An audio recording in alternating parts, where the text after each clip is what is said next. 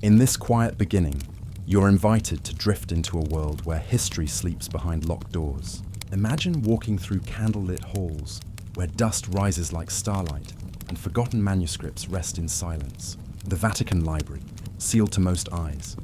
Whispers of skies mapped long before telescopes, and of celestial patterns woven into prayers. Here, the stars are not distant fires, but companions of fate, guiding emperors, prophets, and seekers alike. As you settle deeper into rest, allow the image of turning pages to steady your breathing. Each word becomes a constellation, each chapter a journey through hidden heavens. You are not rushing anywhere. You are drifting slowly into a sacred quiet where history and sleep entwine. Tonight, you step gently into the Vatican's hidden cosmos, where astronomy and astrology linger as forgotten guardians of memory. Chapter 1. The Library that Holds the Sky. The Vatican Library was born in silence, but its roots stretched deep into the soil of history. It was not the first repository of sacred memory, nor will it be the last, yet it remains one of the most mysterious. Created in the 15th century under Pope Nicholas V, it was intended to be a treasury of wisdom, a collection that would gather the writings of the world, preserve them against the decay of time, and make Rome the eternal heart of learning. From the beginning, the vision was vast. Books, manuscripts, fragments of papyrus, and forgotten codices were drawn together from monasteries, ancient families, and faraway lands. Within its walls, the voices of countless civilizations would rest, waiting to be awakened by the eyes of future readers. It is easy to imagine the first moments of this undertaking. Scholars moving quietly through corridors, scribes laying out parchment, dusty trunks and crates arriving from distant cities, filled with fragile texts. To the church, these manuscripts were more than ink and vellum. They were instruments of power, vessels of memory, and keys to understanding both the heavens above and the mysteries of the soul. Among the thousands of works that arrived in these vaults were treatises on astronomy and astrology, disciplines that had shaped the fate of kings and empires long before the rise of Christianity.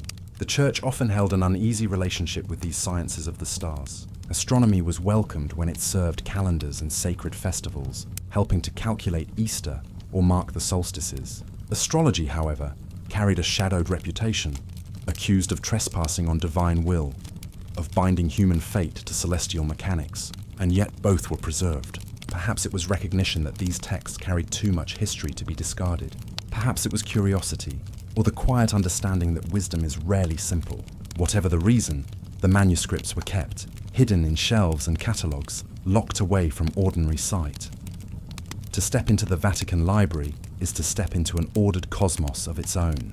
The hall is vast, stretching in solemn beauty, with high ceilings painted with images of prophets and sages. The shelves rise like ancient constellations, each row a cluster of stars in wooden form. Manuscripts sit side by side, like planets aligned, silent, yet radiant with meaning. The library is not merely a collection of books. It is a night sky contained within walls, a mirror of the universe in paper and ink. When scholars are permitted to enter these halls, the sense is overwhelming. Each codex, each volume, holds the labor of generations. Scribes who bent their backs by candlelight, translators who bridged cultures, thinkers who sought to explain the patterns of the heavens. There is a sacred patience here. Nothing speaks loudly, yet everything seems to whisper. In the quiet, you may feel that you are not only surrounded by books, but by constellations of memory, each one glowing softly, waiting to be connected into a greater pattern. The creation of the Vatican Library was itself an act of preservation against loss. Europe had seen what could happen when knowledge is neglected or destroyed. The fall of Rome had scattered texts across monasteries and private hands. The fires of war had consumed countless scrolls. Even earlier, the great library of Alexandria had vanished into smoke and rumor, leaving humanity forever aware of how fragile memory can be. By building this library, the church sought to gather what could be gathered, to bind the fragments of civilization into one lasting archive. It was a decision not only of scholarship, but of guardianship. To keep knowledge is to hold power, but it is also to protect something more delicate, the fragile thread that binds us to our ancestors. In this treasury, astronomy and astrology were treated with the same care as theology and scripture. Ancient star maps were copied and catalogued. Tables of planetary movement were recorded. Commentaries from Greek philosophers, Arab scholars, and medieval thinkers were preserved side by side. Some manuscripts carried drawings of the constellations, Orion, Taurus, the Pleiades, not as scientific diagrams alone, but as symbols infused with myth. Others contained predictions, horoscopes, and meditations on fate. The Church may not have endorsed these works publicly, yet it chose not to erase them either. They were folded quietly into the vast library, kept safe in silence. There is a paradox here, one that has always surrounded the Vatican's role as keeper of knowledge. To hide is also to preserve. By restricting access, the manuscripts survived centuries of suspicion, censorship, and shifting tides of belief. What might have been burned in one age was simply shelved in another. The price of secrecy was high. Many could not see, many could not know. Yet the reward was survival. Today, scholars still read these works, studying the same pages once touched by medieval hands. And in doing so, they keep alive the lineage of celestial thought that stretches back to Babylon and beyond. Imagine these texts as constellations themselves, scattered across shelves and vaults. Some shine brightly, well known to scholars and catalogued in official records. Others remain like faint stars on the horizon, known only to a few, or forgotten entirely until rediscovered. Together they form a sky of memory, a hidden cosmos within walls of stone. The Vatican Library, in this way, is both archive and observatory. It does not gaze outward with telescopes, but inward, into the long night of human thought. Why then did astronomy and astrology find shelter here? Perhaps because the Church recognized that the heavens have always been central to human wonder. From the shepherd watching stars above the desert to the philosopher charting celestial spheres, the sky has always been the canvas of mystery. To deny it would have been to deny a part of humanity itself. By keeping these works, even in silence, the Vatican acknowledged that the heavens cannot be erased. They can only be hidden for a time. As we drift through the story of this library, it becomes clear that knowledge does not move in straight lines. It circles and returns like planets in orbit. What was forbidden in one century may be studied in another. What was ignored in the shadows may become central in the light. The Vatican Library holds within it this cyclical rhythm, a record of humanity's changing relationship with the sky. It is a reminder that wisdom is not static. It waits, it rests, and it rises again when the time is right. Tonight, as you imagine these silent halls, think of the manuscripts as stars still waiting to be read. Each page is a constellation yet to be traced, each diagram a fragment of a larger design. The library holds the sky not in glass domes or telescopes, but in words, diagrams, and careful memory. It is a night sky made of ink and vellum, preserved against time, against fire, against forgetfulness. And so the chapter closes with a gentle reflection, that every hidden page is like a star unseen in daylight, waiting patiently for darkness to reveal it once more. The Vatican Library remains such a place, a vault of the heavens, a sky held within walls, still waiting for the dreamer, the seeker, the reader who will look upward and remember. Chapter 2. Ancient star maps in sacred hands. Among the manuscripts resting in the Vatican Library are maps that do not chart rivers or roads, but the heavens themselves. These are ancient star maps, carried across centuries, copied from earlier traditions, and bound into the archive by collectors and scholars. To open one is to step into a different sky, one imagined by civilizations long gone yet still luminous on the page. From the Babylonians came some of the earliest known attempts to chart the heavens with precision. On clay tablets inscribed in cuneiform, they recorded the rising and setting of planets, the paths of the moon, and the intervals between eclipses. These texts, once resting in the palaces of Mesopotamia, eventually found their way into later libraries, copied into Greek, and much later into Latin manuscripts that arrived in Rome.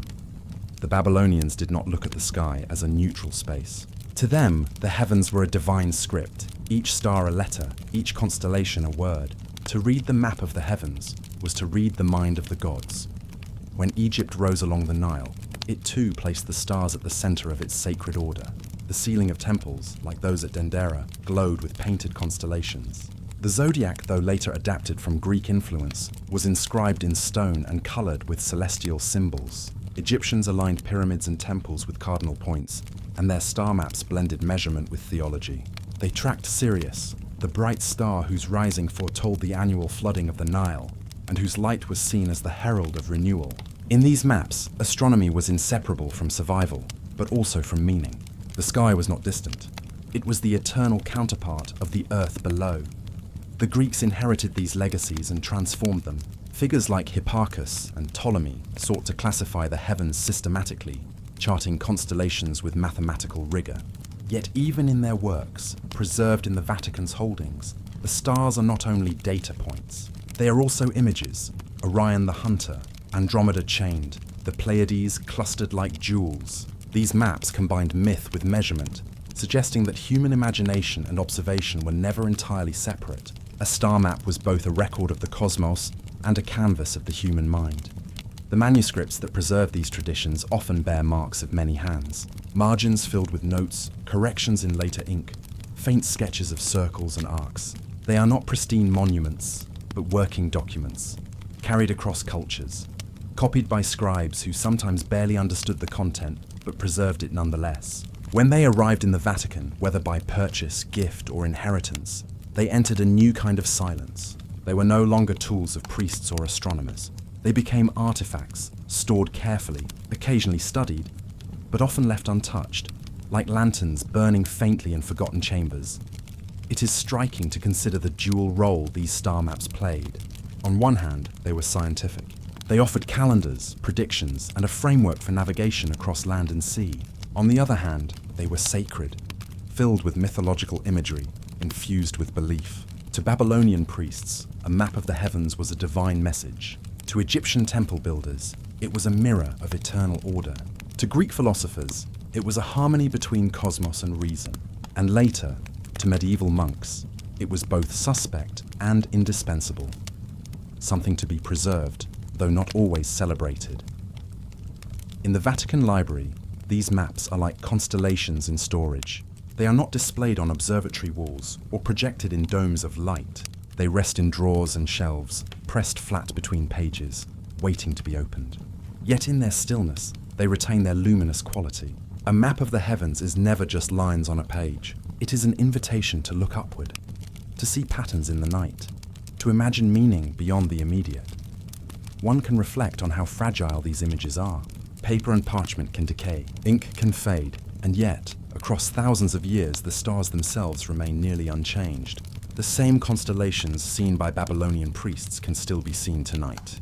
The same patterns traced in Egyptian temples remain above us, though light pollution may hide them from modern eyes. The maps are, in one sense, unnecessary. The sky itself is the enduring original. Yet without them, we would not know how ancient peoples read that sky, what stories they placed there, and what fates they drew from its movements. The Church's decision to keep these works is layered with complexity. Publicly, astrology was often condemned. The idea that stars controlled human destiny clashed with the doctrine of free will and divine providence. Yet the manuscripts remained, tucked away, catalogued with care. This quiet act of preservation speaks of a paradox. Even knowledge deemed dangerous was still worth keeping. Perhaps the Church understood that to erase the past was to erase a part of humanity itself. The star maps, then, became artifacts of memory, preserved even when their meanings were contested. Imagine for a moment, holding one of these manuscripts, the parchment rough beneath the fingers, the ink darkened by centuries, the drawing of constellations faint but clear, circles marking planetary paths, notes in the margin by an unknown scribe. In that moment, you are touching not only a book, but a chain of hands stretching back across time. You are standing in the quiet company of those who believed that the sky was a language, and who tried to write that language down. The Vatican Library holds many kinds of treasures, but these star maps are among the most evocative. They remind us that knowledge is not only about survival or power, it is also about wonder. To map the stars is to confess that the heavens matter, that they shape human life in ways both measurable and mysterious. These maps, resting in silence, testify to the enduring bond between humanity and the cosmos. As this chapter closes, one image remains: the star maps as lanterns, burning softly in forgotten chambers. They wait without urgency, glowing quietly in their drawers and shelves.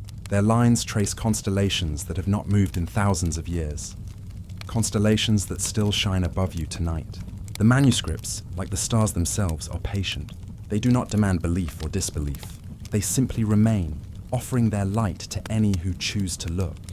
And perhaps the deeper question is this: when we gaze at these ancient maps, are we learning about the sky or about ourselves? Chapter 3: Astrology at the Edge of Faith. Astrology once sat at the heart of power. Kings consulted the heavens before wars.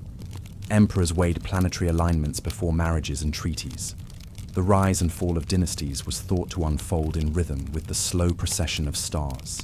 For centuries, the night sky was not only beautiful, it was political.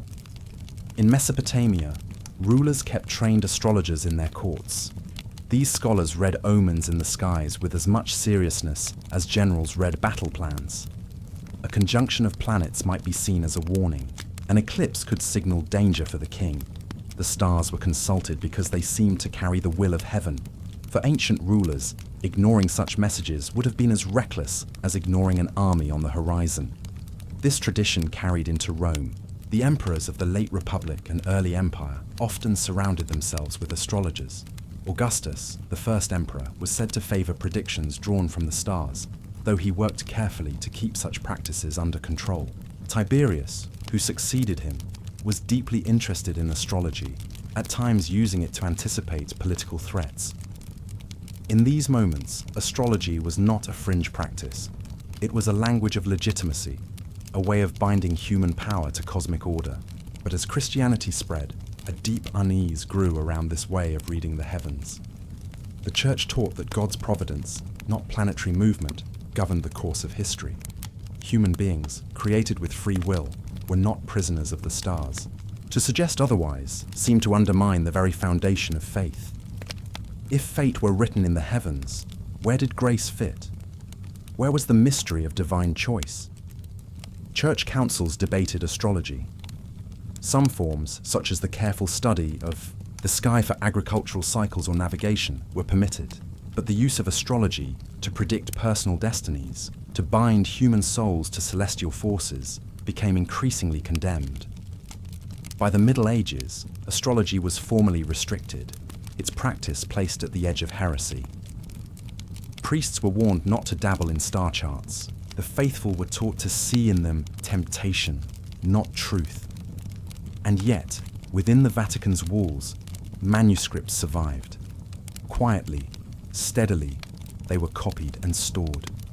Works from Arabic scholars, who had preserved and expanded on Greek traditions, were translated into Latin.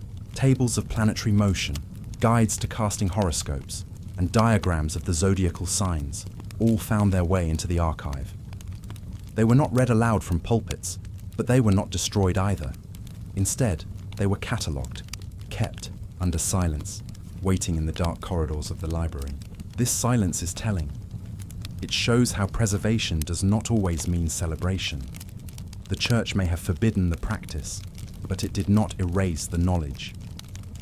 Perhaps there was an understanding that even dangerous knowledge is part of human heritage. Perhaps some suspected that, one day, such writings might serve another purpose.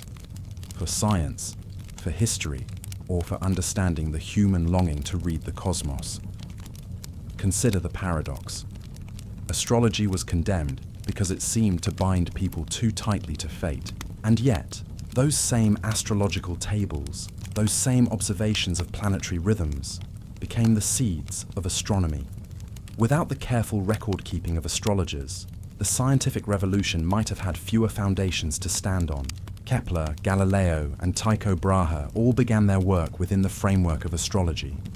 Slowly, what had been mystical became measurable, but the manuscripts had to survive first, and they did in silence within Vatican walls. Imagine a medieval scribe bent over his work, copying an astrological treatise by candlelight. He may not believe in every word he writes.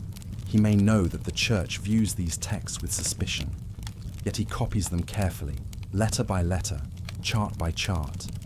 In that act, he ensures that a piece of human history is carried forward. Centuries later, a modern scholar can turn the same pages, tracing the same ink, and glimpse the long journey of ideas across time. the tension between faith and the stars never fully resolved.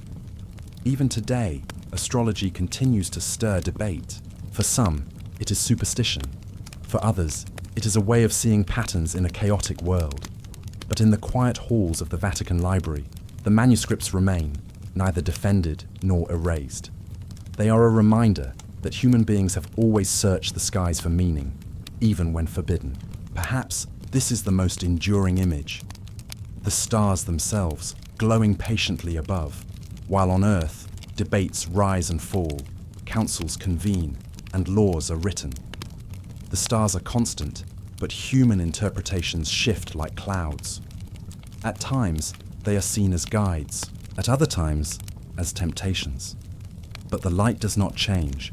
It shines, whether read as destiny, as science, or as mystery. And so, this chapter closes with a soft reflection. The manuscripts rest in silence, as the stars rest behind clouds, hidden but not gone, waiting but not lost. Preservation sometimes takes the form of speaking. Other times, it takes the form of quiet. The stars themselves know both. Chapter 4. Egyptian Skies. Beneath Christian roofs, the civilization of ancient Egypt lived by the rhythm of the sun and the slow unfolding of the stars. Its people built temples not only from stone, but also from light, aligning sacred structures with solstices and with the rising of constellations. Their myths spoke of gods who lived in the sky, who traveled with the sun across the heavens, and who renewed the world each night and each dawn. When the temples of Egypt grew quiet, and when hieroglyphs were forgotten by most of the world, fragments of these celestial traditions still found their way into later collections. Some of them now rest, hidden yet preserved, within the Vatican's archives. They arrived through traders, scholars, and collectors. They were translated, copied, and set aside. And so, Egyptian skies now sleep beneath Christian roofs. Among these texts are hymns to Ra, the sun god, who sailed across the heavens in his solar bark.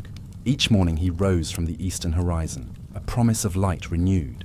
Each evening, he descended into the west, traveling through the underworld, battling the serpent of chaos. His victory each night was the guarantee that the dawn would return. For the Egyptians, the movement of the sun was not only natural, it was moral. It represented order prevailing over darkness, life over death, renewal over decay. There are also fragments that speak of Nut, the goddess of the sky. She is described as arching her body across the earth, her skin glittering with stars. Each night she swallows the sun, and each morning she gives birth to it again. The cycle is endless. Nut is both shelter and movement, the great horizon in which all life is held.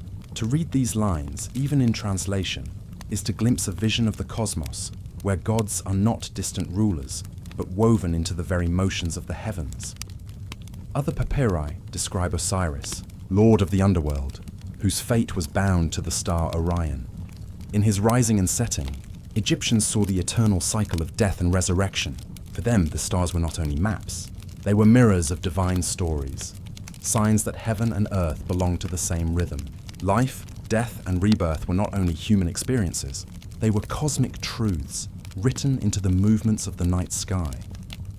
As Christianity spread, many of these beliefs faded from daily practice. Temples closed. Priests of Ra, Nut, and Osiris disappeared. The Nile still flowed, but the rituals along its banks changed. And yet, the manuscripts survived. Some were carried to Alexandria, where scholars translated them into Greek.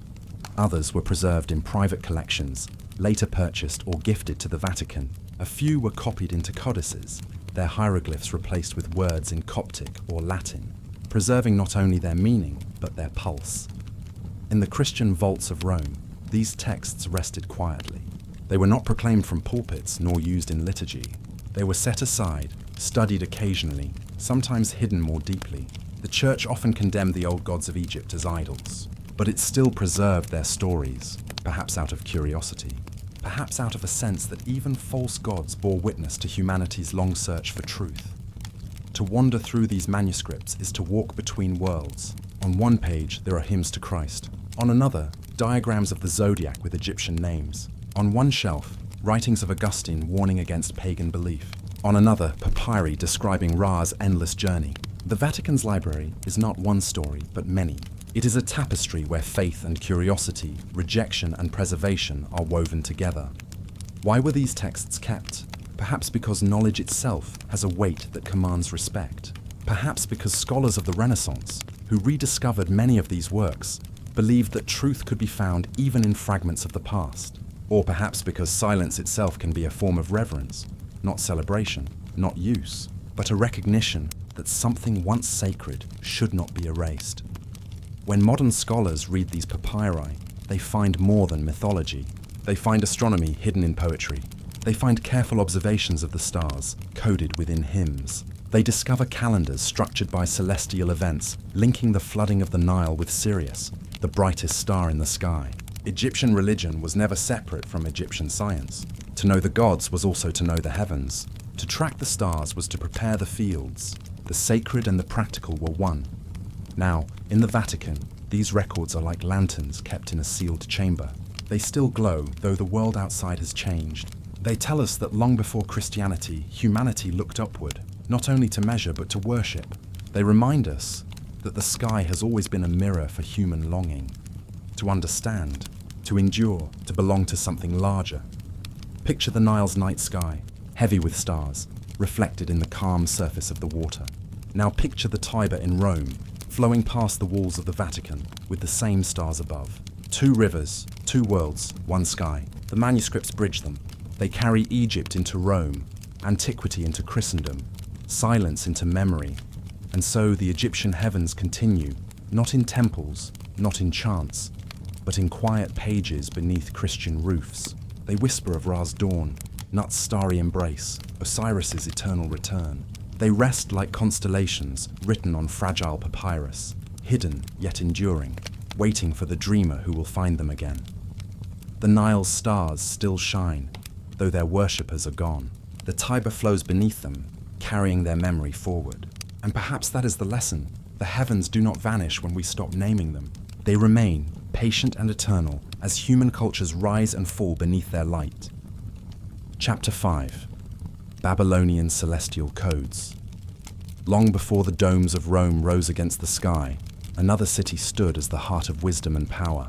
Babylon, with its walls stretching wide and its ziggurats piercing upward, was not only a center of kings and armies, it was a city of scribes who watched the heavens with endless patience.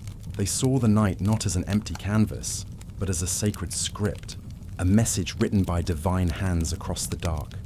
Babylonian priests and scholars stood upon the high platforms of their temples, tracing the paths of the stars. They carved what they saw into wet clay, pressing wedge-shaped signs into tablets that hardened in the sun. These tablets became libraries, collections of night after night, century after century, of human eyes turned upward. To read them today is to listen to voices that still speak after thousands of years. The Babylonians believed the sky was alive with signs. Each eclipse, each unusual alignment of planets, each brightening or dimming of a star was more than natural. It was meaningful. The gods spoke through the heavens, and the duty of the scholar was to interpret, to translate the silent language of the skies into counsel for kings and guidance for the people. But one of the most famous collections of these observations is known as the Enuma Anu Enlil. This series of tablets contained thousands of entries, linking celestial events with earthly outcomes. If the moon was swallowed in shadow, it might foretell the death of a ruler. If Venus rose brilliantly before dawn, it could mean victory in war. To us, these may sound like superstition, but to the Babylonians, they were part of a system, a way of reading the will of heaven as clearly as we read words on a page. The Vatican Library, though far removed from the plains of Mesopotamia, holds copies and translations of such works. Renaissance scholars, hungry for the wisdom of the ancients, gathered them from travelers, collectors, and forgotten monasteries. Preserved in Rome are traces of those old clay records, fragments of cuneiform carefully carried across ages. In their silence, they remind us that the search for meaning in the stars is one of humanity's oldest endeavors. These Babylonian stargazers did not simply invent astrology, they also laid the foundations of astronomy itself. They calculated the movements of the planets with precision. They recognized cycles that repeat over years and centuries. They recorded lunar eclipses, predicting when the moon would darken. What began as divine omens slowly grew into the beginnings of science, though in Babylon there was no division. Knowledge of the heavens was both sacred and practical, both a guide for crops and a message from the gods. Imagine a scribe sitting in the dim light of an oil lamp, carefully pressing his stylus into clay. The night outside is filled with stars. The city sleeps, but he watches, recording the rising of Jupiter or the sudden streak of a comet. He does not ask whether this is religion or science. To him, it is both. The sky is the text of the gods, and he is the reader. These records influenced cultures far beyond Babylon. The Greeks learned from them, building upon their observations. Later, Islamic scholars translated them, adding new layers of understanding. And through this chain, they eventually reached Europe, where Christian scholars, including those connected to the Vatican, studied them with both curiosity and caution. In these clay-born codes, the Vatican's hidden shelves preserve not only history, but the roots of humanity's long dialogue with the cosmos. There is a calm rhythm in the Babylonian way of seeing.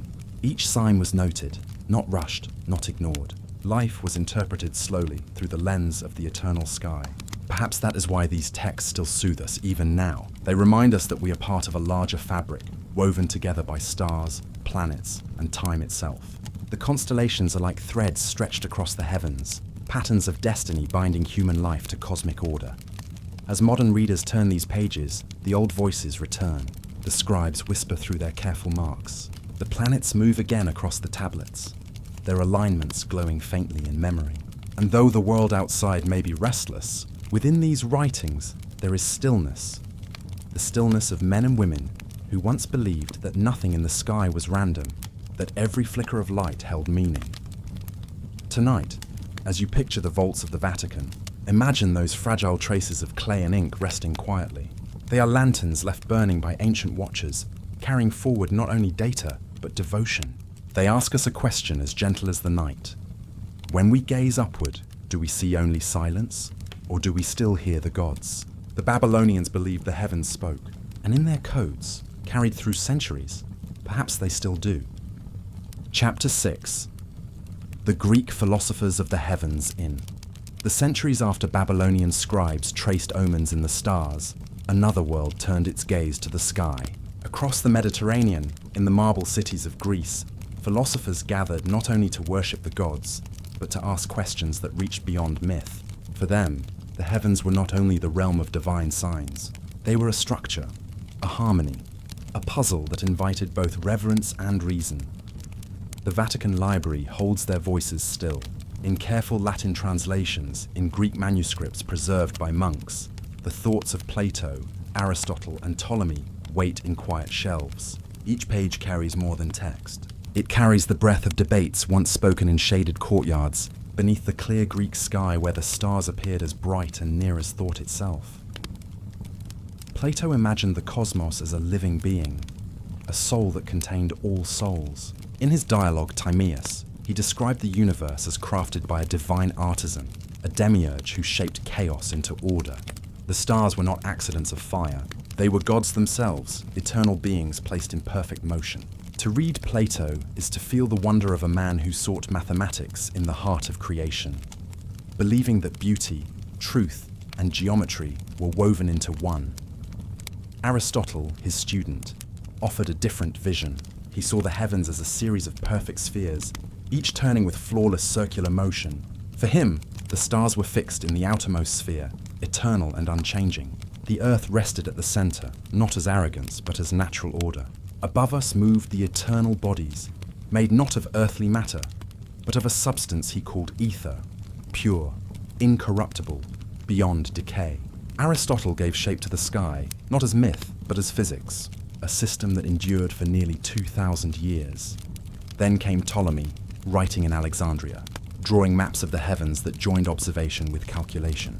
His work, the Almagest, became the backbone of astronomy for centuries. He charted the movements of planets with complex cycles, epicycles upon deference, trying to account for their wandering paths, while still keeping the Earth at the center. His diagrams, preserved in manuscripts and later in Vatican collections, reveal not only numbers but imagination, an attempt to reconcile human vision with cosmic order. Together, these thinkers shaped a vision of the universe that was both rational and reverent.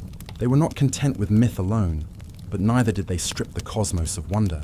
For them, reason and awe walked side by side. The heavens could be measured, yes, but they could also be praised. To study them was to approach the divine, not to remove it. The manuscripts that carry their words are fragile survivors. Imagine a candle flickering in a monastery cell, its light bending over a page where a monk copies the circular motions of Aristotle's spheres. Outside, the night is dark and quiet. Inside, the cosmos is preserved line by line so that future generations might hold it. When these texts found their way into the Vatican Library, they were not trophies. They were treasures of thought, bridges between pagan philosophers and Christian scholars, between Athens and Rome, between ancient wonder and medieval devotion.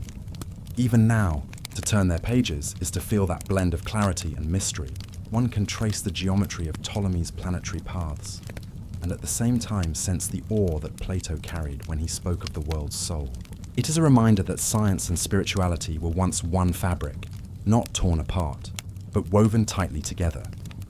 The Greek philosophers believed the cosmos was ordered, intelligible, a structure the human mind could grasp, and yet they never claimed it was empty of meaning. Every circle of the heavens, every shining star was part of a larger whole. They looked upward with the patience of scholars, but also with the humility of seekers. Perhaps that is why their voices still rest so quietly in the Vatican's archives. They do not speak only of ancient theories now outgrown. They speak of a posture toward the universe, one that listens with both intellect and reverence. To measure and to marvel, to reason and to revere, the candlelight has faded. The scrolls are closed, yet the harmony of their thought lingers, like music carried across centuries. The Greeks remind us that the sky is not only above us, but within our minds, shaping how we see, how we question, how we dream.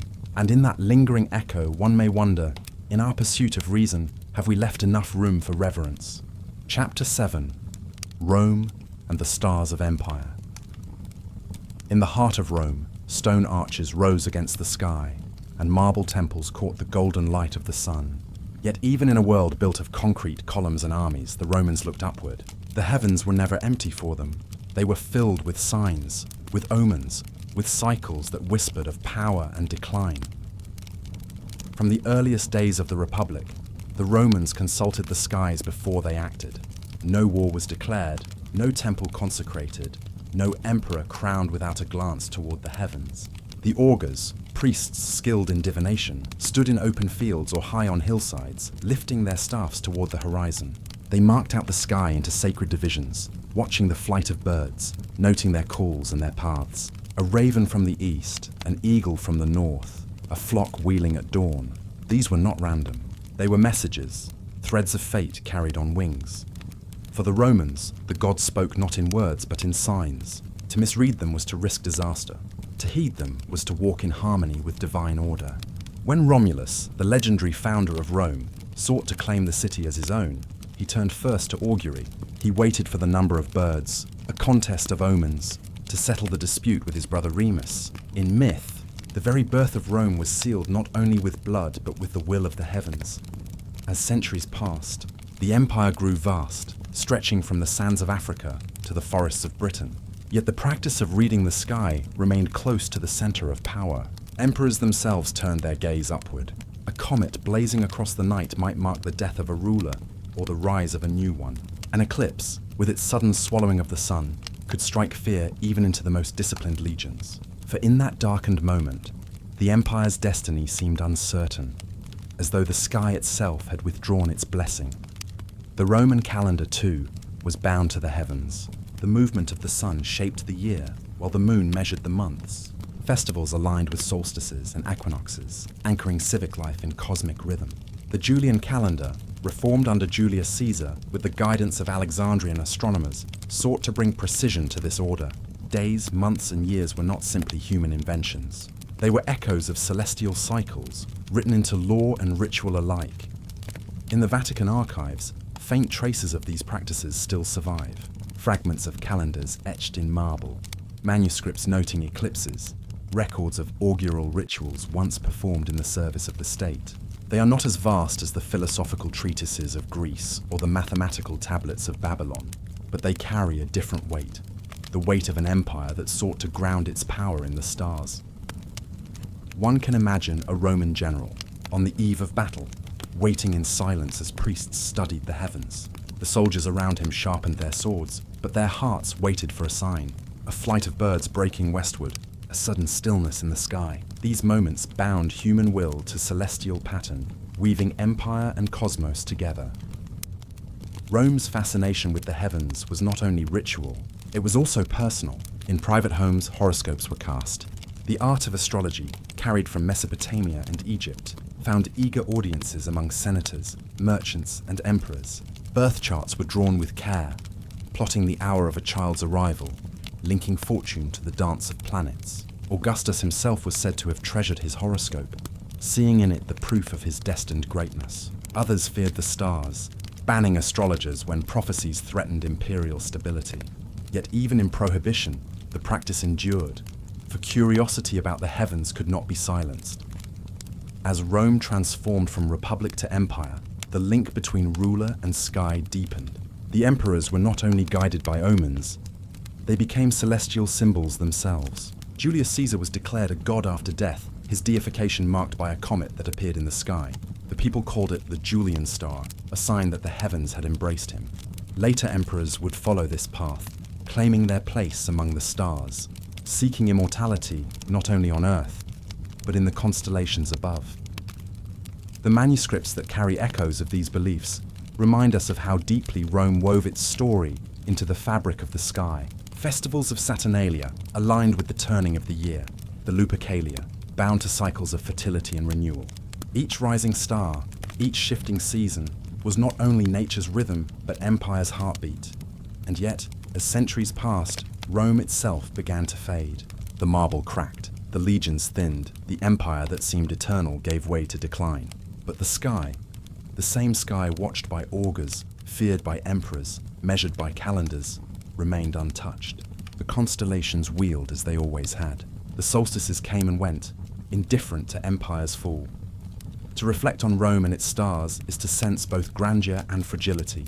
An empire sought permanence by binding itself to the heavens, but permanence belongs only to the heavens themselves. The rituals of augurs have fallen silent, the calendars reformed, the comets forgotten by name. Yet the sky is still there, vast and unchanged, whispering the same rhythms that guided birds in flight and soldiers in wait. And so the chapter closes softly. Empires rise, they shine, they fall. Their stones may crumble, their voices fade. But above, the stars continue their patient path. A reminder that human power is brief while the heavens endure. And perhaps, if you look long enough, you may wonder, what empires yet unborn are written in the sky tonight? Chapter 8. The Forbidden Texts of the Middle Ages as the sun set over the stone villages and cloistered monasteries of medieval Europe. A quieter, subtler world of knowledge endured. Beyond the bustling markets, the fortified walls, and the echo of cathedral bells, there existed manuscripts that were both feared and revered. Astrology, once a guide for emperors and kings, had become a practice of delicate secrecy. To study the stars openly could invite censure, even condemnation. Yet within the shadows, the sky's rhythms continued to be read, measured, and preserved. The Vatican Library holds traces of this quiet devotion. In carefully scribed codices, the calculations of planetary hours, the charts of horoscopes, and the notes of celestial alignment were tucked into margins, copied meticulously by hands that understood both the value and the danger of their work. These were texts that could not be displayed, yet could not be destroyed. They survived as whispers, hidden beneath layers of more orthodox scripture, like seeds beneath winter soil, waiting for the warmth of understanding to awaken them once more. Monks, scholars, and secret scribes carried these traditions forward. In dimly lit cells, they worked by candlelight, tracing the motions of planets with patience and devotion. A solar eclipse was recorded not merely as a curiosity, but as a sign, a moment of connection between heaven and earth. The hours of the day, divided by planetary influence, shaped prayers, work, and ritual. Each movement in the sky was interpreted, not only mathematically but spiritually, as a reflection of divine order in a world that often felt turbulent and uncertain. In some royal courts, astrologers continued their work under careful discretion. Kings and princes consulted them for counsel, their decisions guided by the subtle calculations hidden in manuscripts. Yet such knowledge was dangerous. Condemned by some church authorities as superstition or heresy, astrology had to be cloaked in secrecy. This dual existence, at once forbidden and vital, gave the manuscripts attention that is almost palpable when one turns their pages today. The codices themselves are objects of quiet beauty, illuminated letters, delicate diagrams of planets and stars, circles that divide the heavens into their sacred order. Each mark of ink reflects the patience of those who understood that knowledge could be both dangerous and sacred. Within their careful lines, one can almost feel the rhythm of the Middle Ages, the quiet diligence of scholars who persisted despite fear, whose devotion to understanding the cosmos was an act of both curiosity and courage. These texts remind us that the preservation of knowledge is often a silent act. It requires patience, subtlety, and reverence for what endures beyond the reach of time. The Middle Ages are often remembered for their darkness, their wars, and their strict hierarchies. Yet beneath that surface, a careful network of preservation persisted. Knowledge of the heavens, the movements of planets, and the subtle influence of stars was quietly protected, like fragile embers kept alive beneath snow and frost. Imagine a scribe in a monastery, copying a horoscope for a distant ruler, while the world outside is filled with the clamor of daily life and political upheaval. Every line he writes is an act of devotion. Every circle, every notation, is a bridge between human curiosity and the eternal sky. He works in silence, aware that the knowledge he preserves could be condemned, yet understanding that its value is timeless. In addition to individual horoscopes, the medieval manuscripts included tables for planetary hours and lunar phases. These were used to time prayers, medicinal remedies, and agricultural work. Knowledge of the sky was not abstract or idle. It was a practical tool intertwined with daily life. It was a language that connected human existence to the rhythms of the cosmos, translating the silent dance of the planets into guidance for living, for surviving, and for understanding one's place in the universe. The Vatican's role in preserving these texts was both protective and contemplative. Scholars recognized their importance, even as the Church at large maintained caution. In these archives, we find the continuity of ancient Babylonian, Egyptian, and Greek practices, filtered through centuries of adaptation and interpretation. These manuscripts are more than relics. They are living connections to traditions that might otherwise have been lost, whispering the enduring presence of human curiosity and wonder. As the Middle Ages slowly gave way to the Renaissance, these hidden texts would resurface, informing the minds of thinkers who sought to reconcile faith with observation. But for now, they lay in quiet reflection, undisturbed, resting beneath the weight of centuries. They are like seeds beneath winter soil, invisible yet potent, waiting for the moment when their knowledge can bloom once again. And so, as we contemplate these forbidden texts, we are invited to a gentle reflection. The stars continue their path, indifferent to human restriction, yet always observed by those who seek their meaning. The manuscripts, silent and secret, carry the whisper of centuries, reminding us that knowledge often survives in quiet vigilance, and that even in silence, the heavens continue to speak.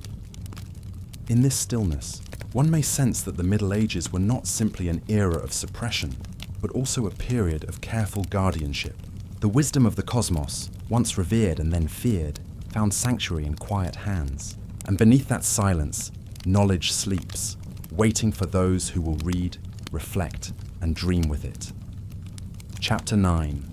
The Stars, Through Arabic Eyes. Long before the Renaissance would awaken Europe to a renewed fascination with the heavens, there existed another world quietly turning its eyes skyward.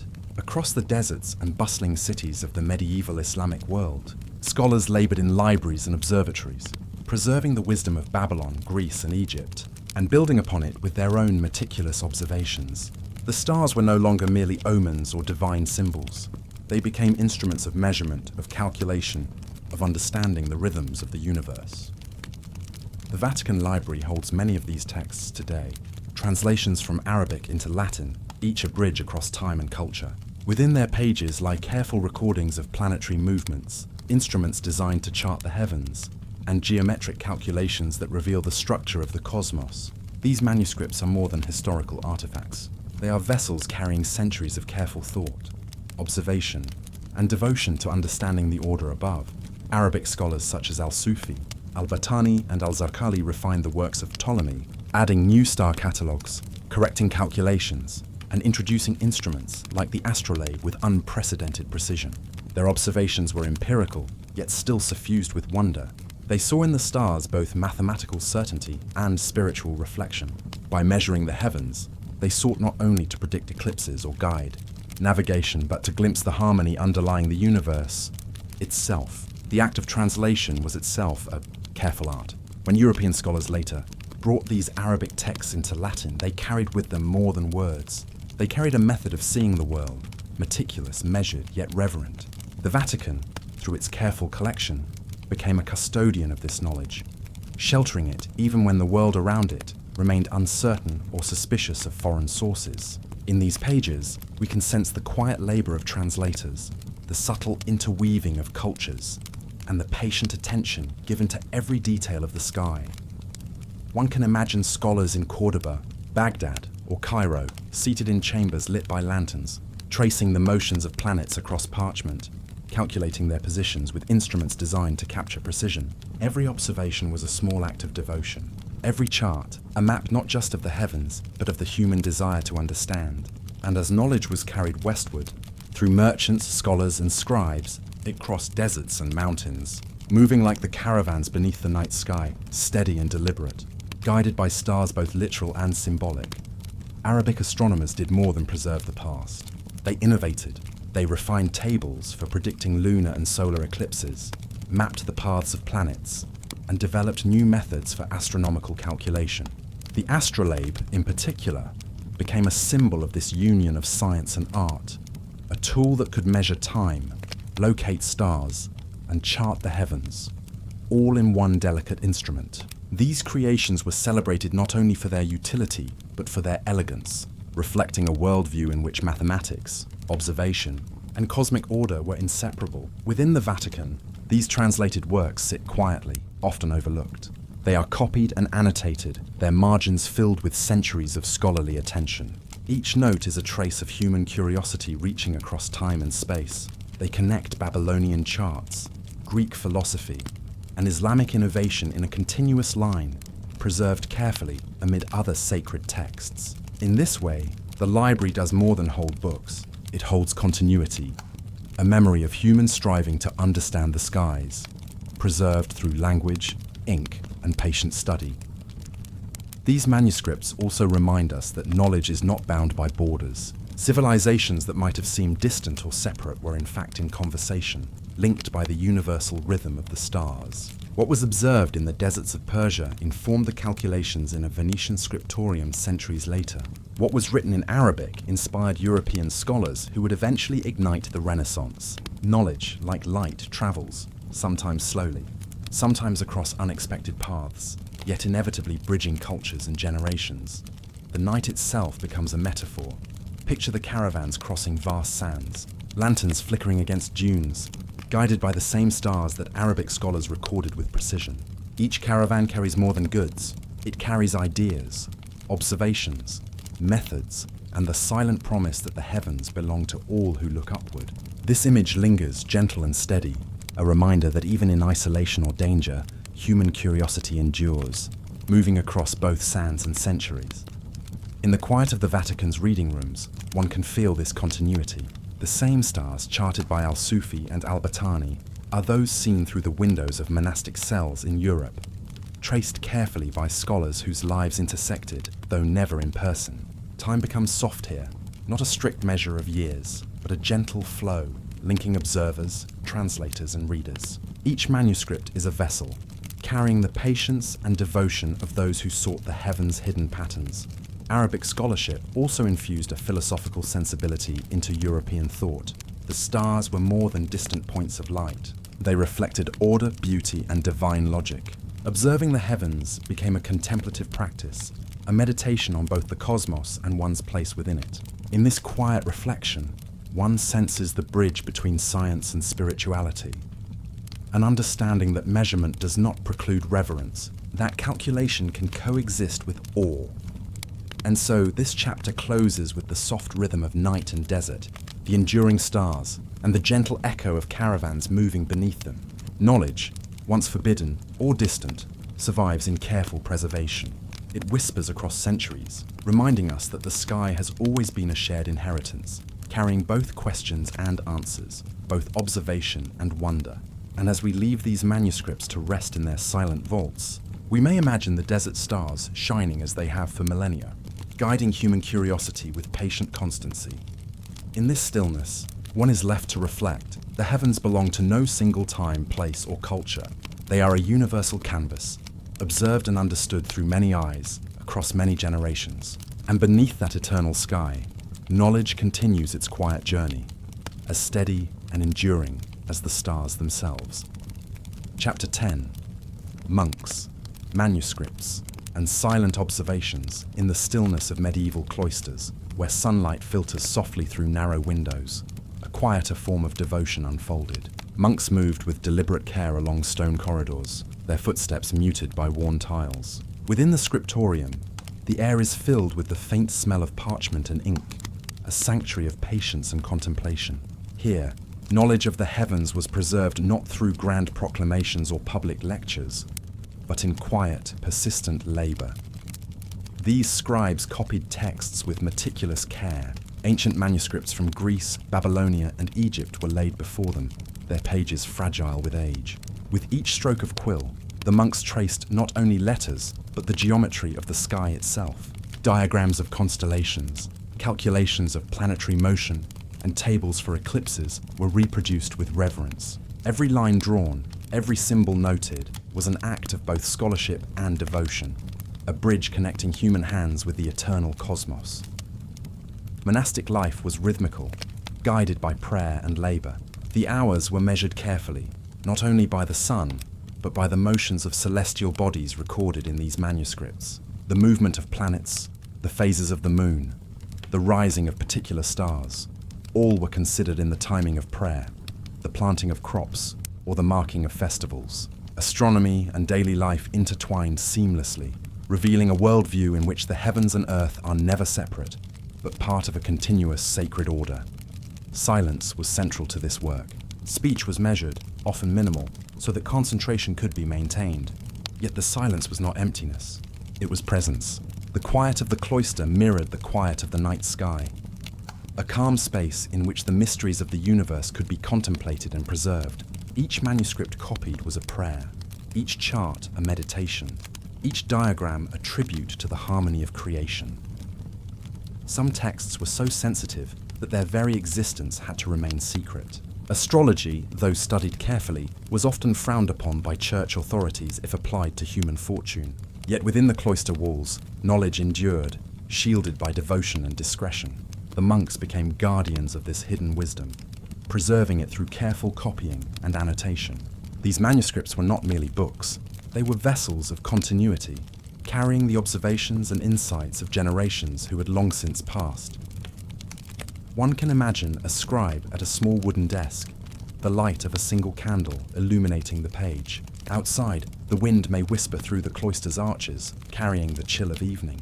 Inside, the hand moves steadily, tracing the path of Venus across the sky, charting the cycle of lunar phases, or marking the subtle angles of an eclipse. Every movement is deliberate, every letter precise, a reflection of the cosmos's order transposed onto parchment.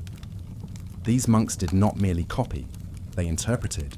Their marginal notes often record clarifications, calculations, or observations of local skies. They compared the movements noted by Ptolemy with what they saw in the night above their cloister. Through this process, knowledge was both preserved and renewed, ensuring that the ancient understanding of the heavens would survive even in a world that often seemed disconnected from such wisdom. The scriptorium itself becomes a sacred space. Long tables stretch in quiet rows, inkpots glinting faintly, quills resting at the ready. The architecture of the cloister encourages focus and reflection. Arches framing small gardens, the sound of water in a fountain, the subtle echo of footsteps along stone corridors. Each element of the space supports the careful, measured work of preserving knowledge.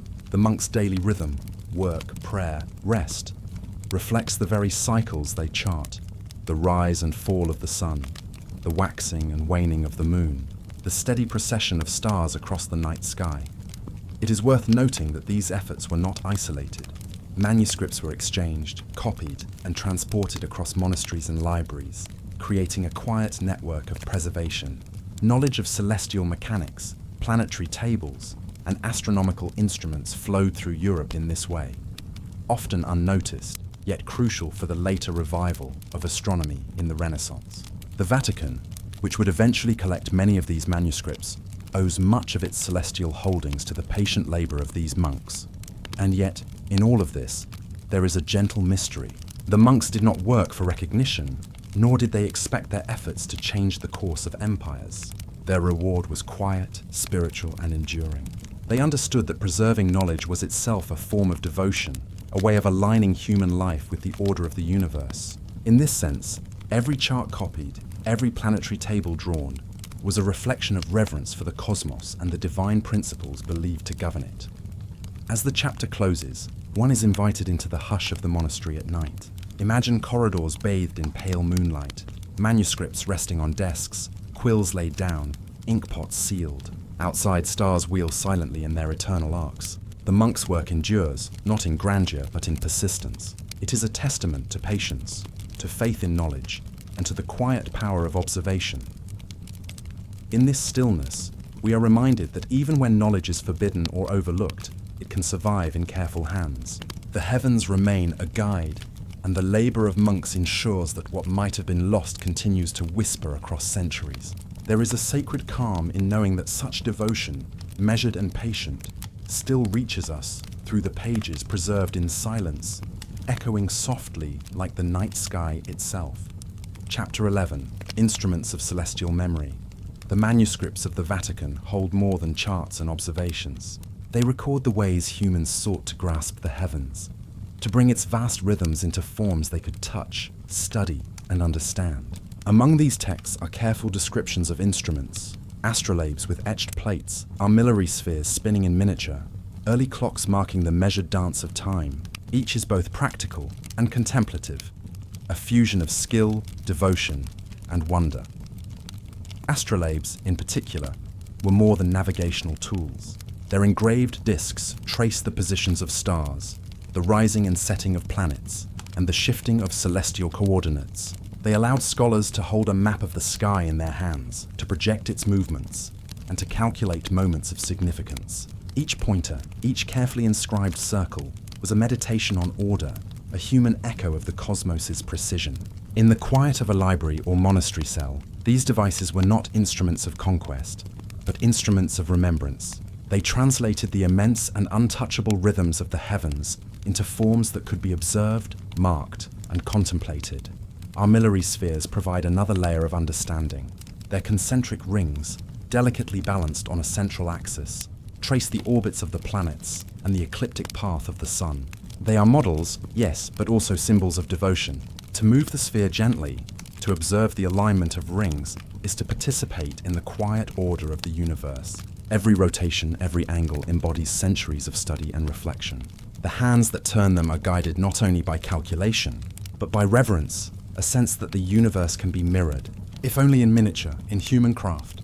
Clocks, in their earliest forms, were equally a testament to the human desire to measure and honor the passage of time. Water clocks and mechanical devices, preserved in manuscript diagrams, mark not merely hours, but the subtle cycles of day and night, of celestial motion, and of ritual observances. These early chronometers allowed scholars to coordinate prayers, predict astronomical events, and trace the alignment of stars. They were not machines alone, they were instruments for attuning human life to the greater order above. The Vatican manuscripts often describe these instruments in meticulous detail, recording their dimensions, materials, and markings. But beyond technical notes, the texts hint at something deeper, a philosophy of memory. Each device becomes a way to hold the heavens, to preserve the knowledge of the skies across generations. The precise etchings and moving parts are prayers in metal and wood, silent acts of devotion that carry observation, calculation, and wonder together. To read these passages is to glimpse a mindset in which the cosmos is not distant, but intimately connected to the human spirit, and where the act of study becomes a bridge between the finite and the infinite. You can imagine a monk or scholar holding an astrolabe, the the cool metal warm in their hands, turning it slowly to follow the paths of the planets. The light of a candle flickers across the engraved surfaces, shadows stretching along the edges of the circular plates. Each adjustment is both practical and reflective, each observation a silent acknowledgement of the order above. In this way, the instrument becomes a companion to thought, a guide through both the heavens and the mind. Armillary spheres, often depicted in the manuscripts with care, allow the observer to see the heavens as a series of concentric harmonies. Each ring represents a movement, a rhythm that is mirrored in time and in life. As fingers trace these rings, there is a sense of holding continuity, of mapping both celestial patterns and the inner rhythm of attention.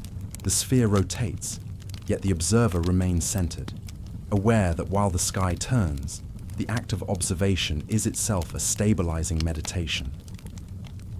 Early clocks recorded time with similar purpose. Water clocks measure hours by the steady drip of liquid, marking the flow of moments in quiet succession.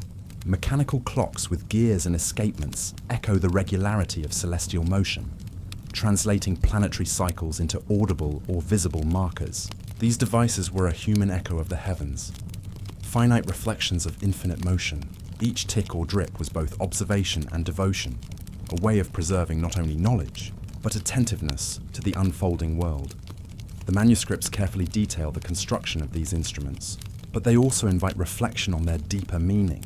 To build an astrolabe, to align a sphere, to mark the hours with a clock, is to recognize the intimate link between human care and cosmic order. Each component, each rotation, is a small acknowledgement that the universe is patterned, that the human mind can trace those patterns, and that time itself can be held in forms that endure beyond a single life.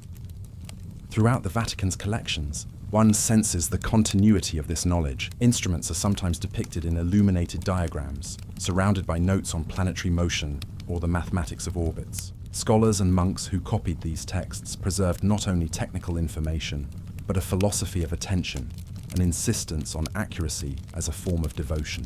Each instrument is a witness to generations of observation, each gear and pointer a silent record of human curiosity guided by reverence. The meditation continues even in the quiet description of their operation.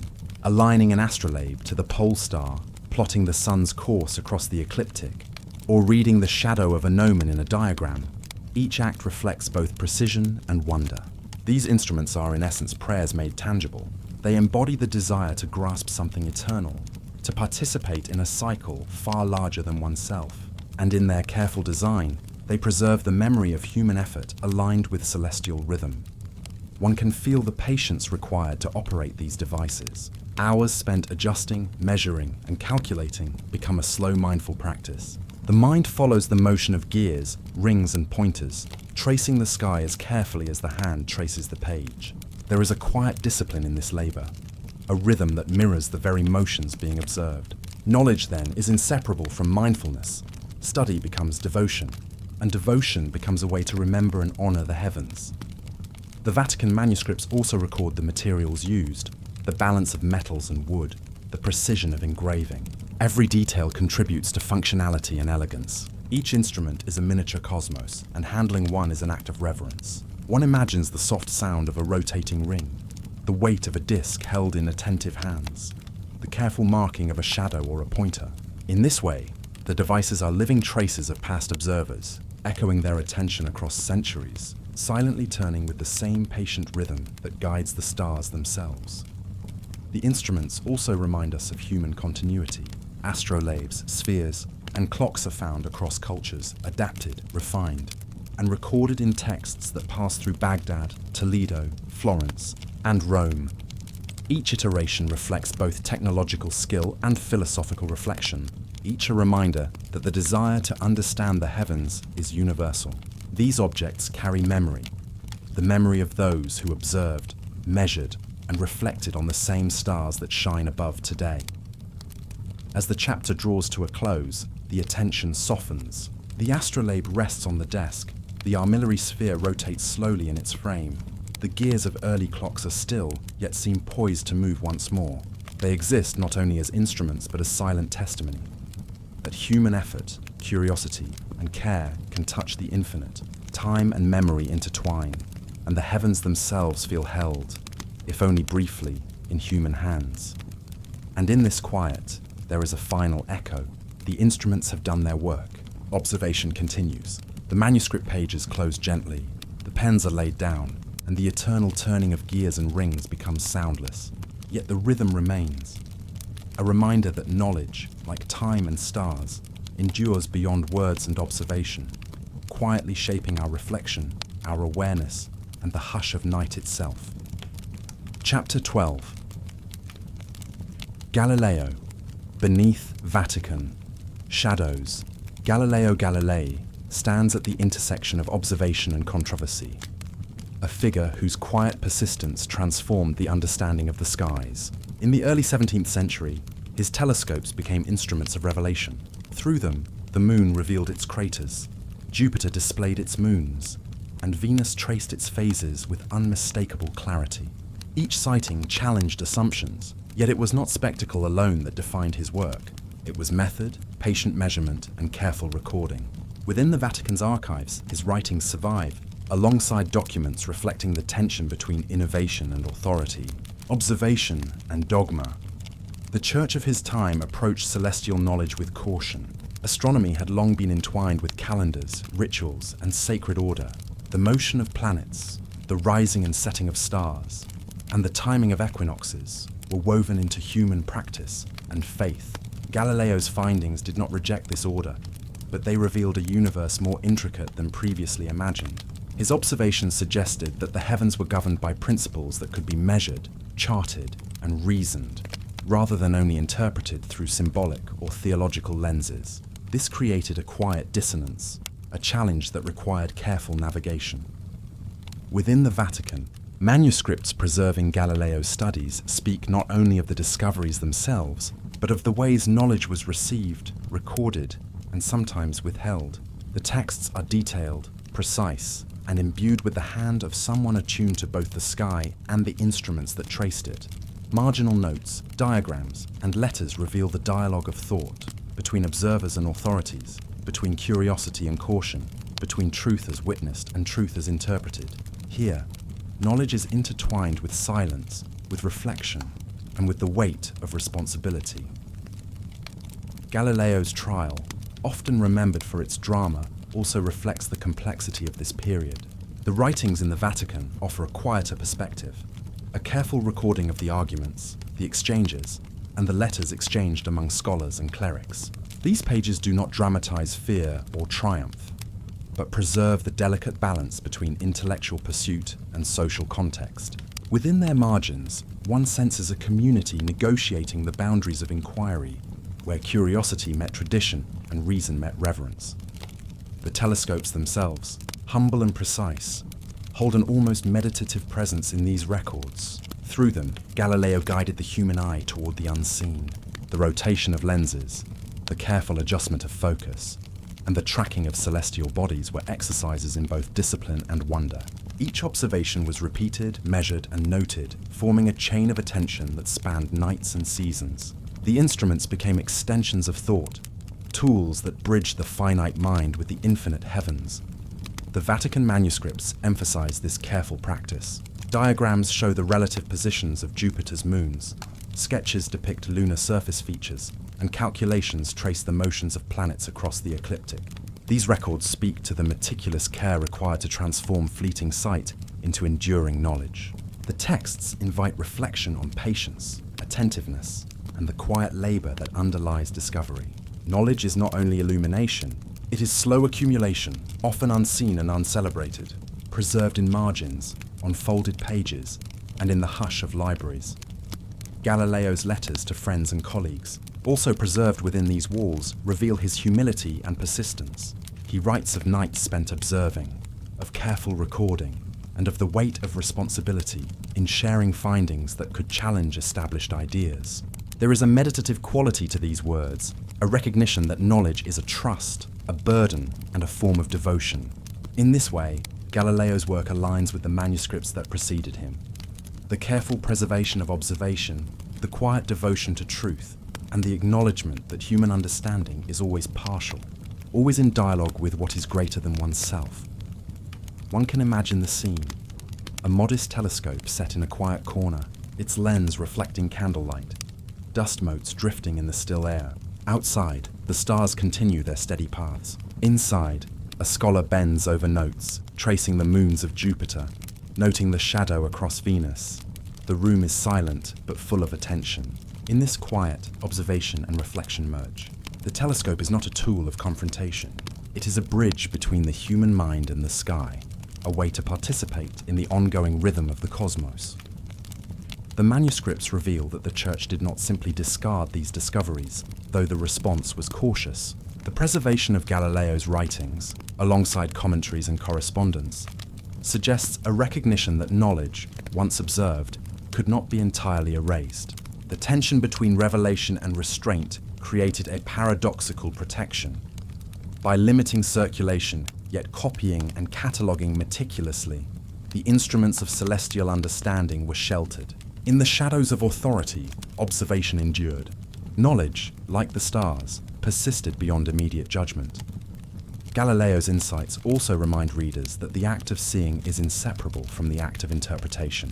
The moons of Jupiter, the phases of Venus, and the irregularities of the lunar surface are simple phenomena when described in isolation. Yet they acquire significance when placed in a broader framework of reasoning, when measured against expectation and understanding. The Vatican manuscripts preserve both dimensions, the empirical record and the reflection upon it. They record not only what is seen, but what it means to see, to trust the observation, and to communicate it responsibly. This chapter also reflects on the broader continuity of astronomical study. The telescopes, the charts, and the notes are part of a long chain of attention extending from Babylonian observers to Arabic scholars, from Greek philosophers to monastic scribes. Each observer contributes to a shared memory of the heavens, a collective understanding that transcends time and culture. Galileo's instruments are thus both unique and deeply connected, personal tools of insight and links in an enduring chain of observation. The tension between faith and discovery is present but not central here. Instead, the focus is on preservation, patience, and reflection. The Vatican's role is complex, not as an antagonist but as a guardian of knowledge. Within these walls, ideas that challenged assumptions could be catalogued, copied, and protected. The manuscripts reveal a subtle wisdom, that even ideas too disruptive for their time might find shelter, awaiting a future reader ready to perceive them with care and contemplation. And so, the chapter closes with quiet imagery. The telescope rests where it has been left, unobserved yet attentive, pointed toward the stars. The celestial motions continue, indifferent to human judgment, yet faithfully recorded for those who watch. Each gear, lens, and measurement carries the weight of observation, the devotion of centuries, and the soft persistence of inquiry. In the hush of the archives, the instruments themselves speak of curiosity, patience, and the delicate intertwining of knowledge and silence. The stars remain above, moving in their eternal rhythms, and beneath them, the simple telescope stands quietly, a witness to what is seen, remembered, and preserved. Chapter 13. Astrology in the Courts of Popes. Even within the marble halls and quiet corridors of the Vatican, the heavens held a subtle influence over earthly decisions. Astrology, though often spoken against in official decrees, was quietly consulted by those who guided the Church and its ceremonies. Manuscripts preserved within the library reveal careful charts, sketched with precise calculation, noting the positions of planets and stars at significant moments. Some were drawn for coronations, marking the hours when a new pontiff might ascend with the favor of the cosmos. Others were consulted before major decisions, wars, treaties, and sacred festivals, where timing was seen as a delicate harmony between divine order and human action. These charts were not casual curiosities. They were the product of meticulous study, observation, and calculation, handed down from scholars trained in Arabic, Greek, and Roman traditions. The positions of planets, the alignments of the moon, and the shifting of the sun were recorded as if each detail mattered not only to the observer, but to the course of history itself. Within these delicate pages, faith and fate coexisted in quiet tension. The spiritual authority of the papacy met the predictive insight of the astrologer in a room otherwise filled with the hush of devotion. The contradiction is gentle, almost imperceptible. Those who preached divine providence also sought guidance from the same stars they acknowledged were beyond their control. It was an acknowledgement that the universe, in its vastness, could whisper patterns, subtle hints that complemented belief. The manuscripts show calculations for planetary hours and lunar phases, along with symbolic notes indicating auspicious times. Each chart was rolled carefully, often tucked into hidden folds of other documents, a gesture that speaks to discretion and reverence. They were secrets kept not out of shame, but from understanding that knowledge carries responsibility. In these pages, one can trace the human desire to align with the cosmos. The astrologers themselves were scholars of observation, noting cyclical rhythms that reflected ancient traditions. Babylonian and Arabic knowledge, filtered through European interpretation, informed these calculations. Some charts track eclipses, others mark planetary conjunctions, and some note seemingly minor details, such as the rising of specific stars on important dates. Each observation suggests an enduring dialogue, humans seeking order in the heavens, and perhaps comfort in a universe that is both immense and intimate. The visual quality of these manuscripts also speaks softly to the eye. Concentric circles, radial lines, and symbols of planets and zodiac signs are drawn with care, inked on vellum or paper that has survived centuries. Even when faded, the geometry suggests a mind attuned to precision and a reverence for the patterns of creation. Some symbols are annotated with reflective notes, not just calculations. They hint at meaning, which hours are fortunate, which alignments promise harmony, and which configurations may signal caution. Within the margins, the hand of the astrologer and the pen of the scribe meet in shared contemplation. While these charts could guide decisions, they were never considered absolute. Within the papal context, astrology was subordinate to prayer, ritual, and theological reasoning. Yet the very act of consultation reveals the human instinct to reconcile faith and observation, the desire to bring hidden order into conscious understanding. The astrologer's work existed in a quiet space, between adherence and inquiry, between silence and recorded reflection. It is in this space that the Vatican's manuscripts preserve their subtle power. A reminder that even those closest to God sought the counsel of the stars. Occasionally, notes accompany the diagrams, recording outcomes, decisions, or adjustments. They show a mindfulness of history unfolding alongside celestial cycles. A coronation might proceed with a particular planetary alignment in mind, and the text would note the hour and the predicted influence. Over time, these annotations provide a faint narrative of human response to the cosmos, an archive of choices made in soft consultation with the infinite. Each rolled chart, carefully stored, represents a meditation on timing and consequence, a prayer written not with words alone, but with lines, circles, and symbols traced by careful hands. This practice extended beyond political or ceremonial matters. Some charts were used for personal reflection, tracing the fortunes of individuals within the church hierarchy, or marking anniversaries and festivals. Astrological insight, though officially suspect, was entwined with everyday life, often acknowledged in private or in trust. The manuscripts suggest that the very act of recording these observations was a sacred exercise, an acknowledgement that the universe carries a rhythm, and that understanding, even partially, was a form of reverence. The duality of secrecy and preservation is remarkable. The Vatican ensured that these manuscripts survived, even when their practice was technically forbidden. The rolling and hiding of charts mirrors a spiritual attentiveness. Knowledge held carefully, respected, and stored for those prepared to interpret it with discernment.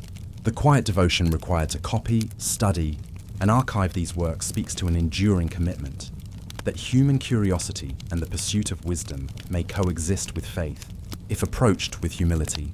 The image of a chart, rolled and placed aside, invites reflection. Its lines and symbols are not lost, only resting.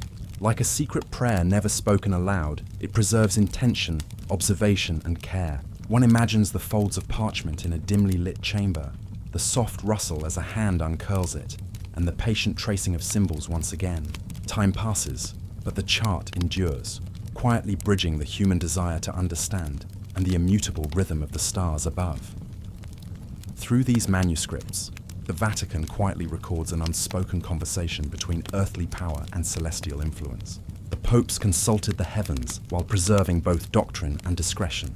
The astrology of the courts was never a spectacle, but a companion, a way of harmonizing decisions with patterns observed, of acknowledging that life unfolds within both human and cosmic frameworks.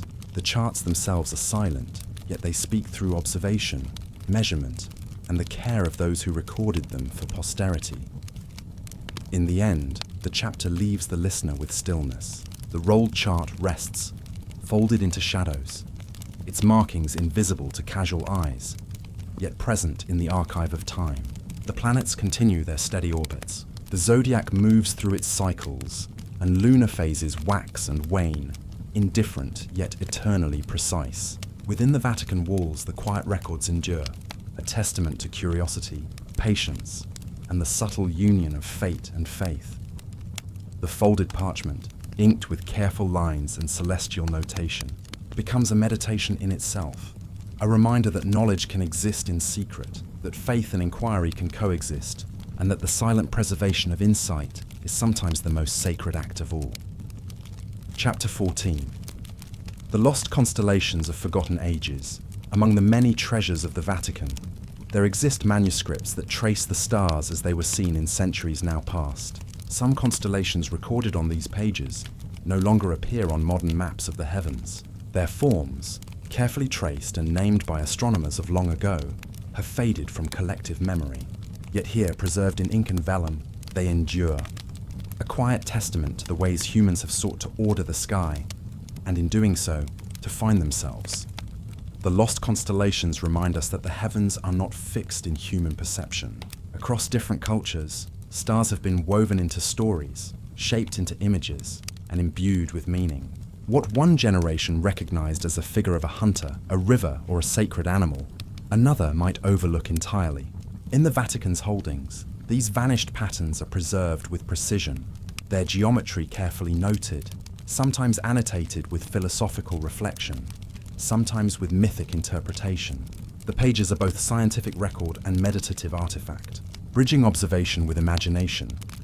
Many of these constellations were recorded in classical texts, handed down through Greek, Arabic, and Latin scholarship. Some were included in star catalogues used by navigators or astrologers, while others served a purely symbolic function, marking the heavens with signs that spoke of fate, order, and divine structure. When the Church absorbed these works into its library, it preserved not only the knowledge of celestial mechanics, but also the human impulse to name and interpret the night sky. In doing so, it became a guardian of memory, sheltering ideas that time would otherwise erase. The drawings themselves are remarkable. Stars are joined with fine lines, forming figures that feel both deliberate and delicate. Some resemble animals long associated with constellations that remain, while others are more abstract, geometric arrangements. Marginal notes describe positions relative to the ecliptic, the sun's path, and other well-known stars. They hint at observations made with instruments no longer used, by astronomers whose methods blend the practical with the contemplative. Each page is a quiet meditation on the precision of the heavens and the fragility of human remembrance. The manuscripts also offer insight into the philosophy of observation. The vanished constellations show how culture shapes perception. What is seen, named, and remembered is always filtered through human priorities and imagination. A figure important to a Babylonian scribe may be absent from Greek records. A symbol used by medieval monks may not survive into modern astronomy. This subtle interplay of memory and loss mirrors the human condition itself. Knowledge survives through attention, but even the most carefully recorded patterns can drift into obscurity if no one continues to witness them. As we move through the margins of these manuscripts, there is a sense of quiet wonder.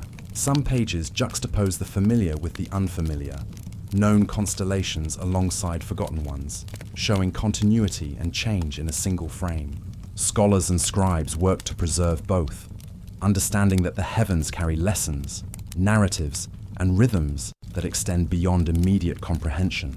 In tracing these lost stars, one feels the careful patience of generations who looked upward, marking and naming, observing cycles, and recording what the eye and mind could discern.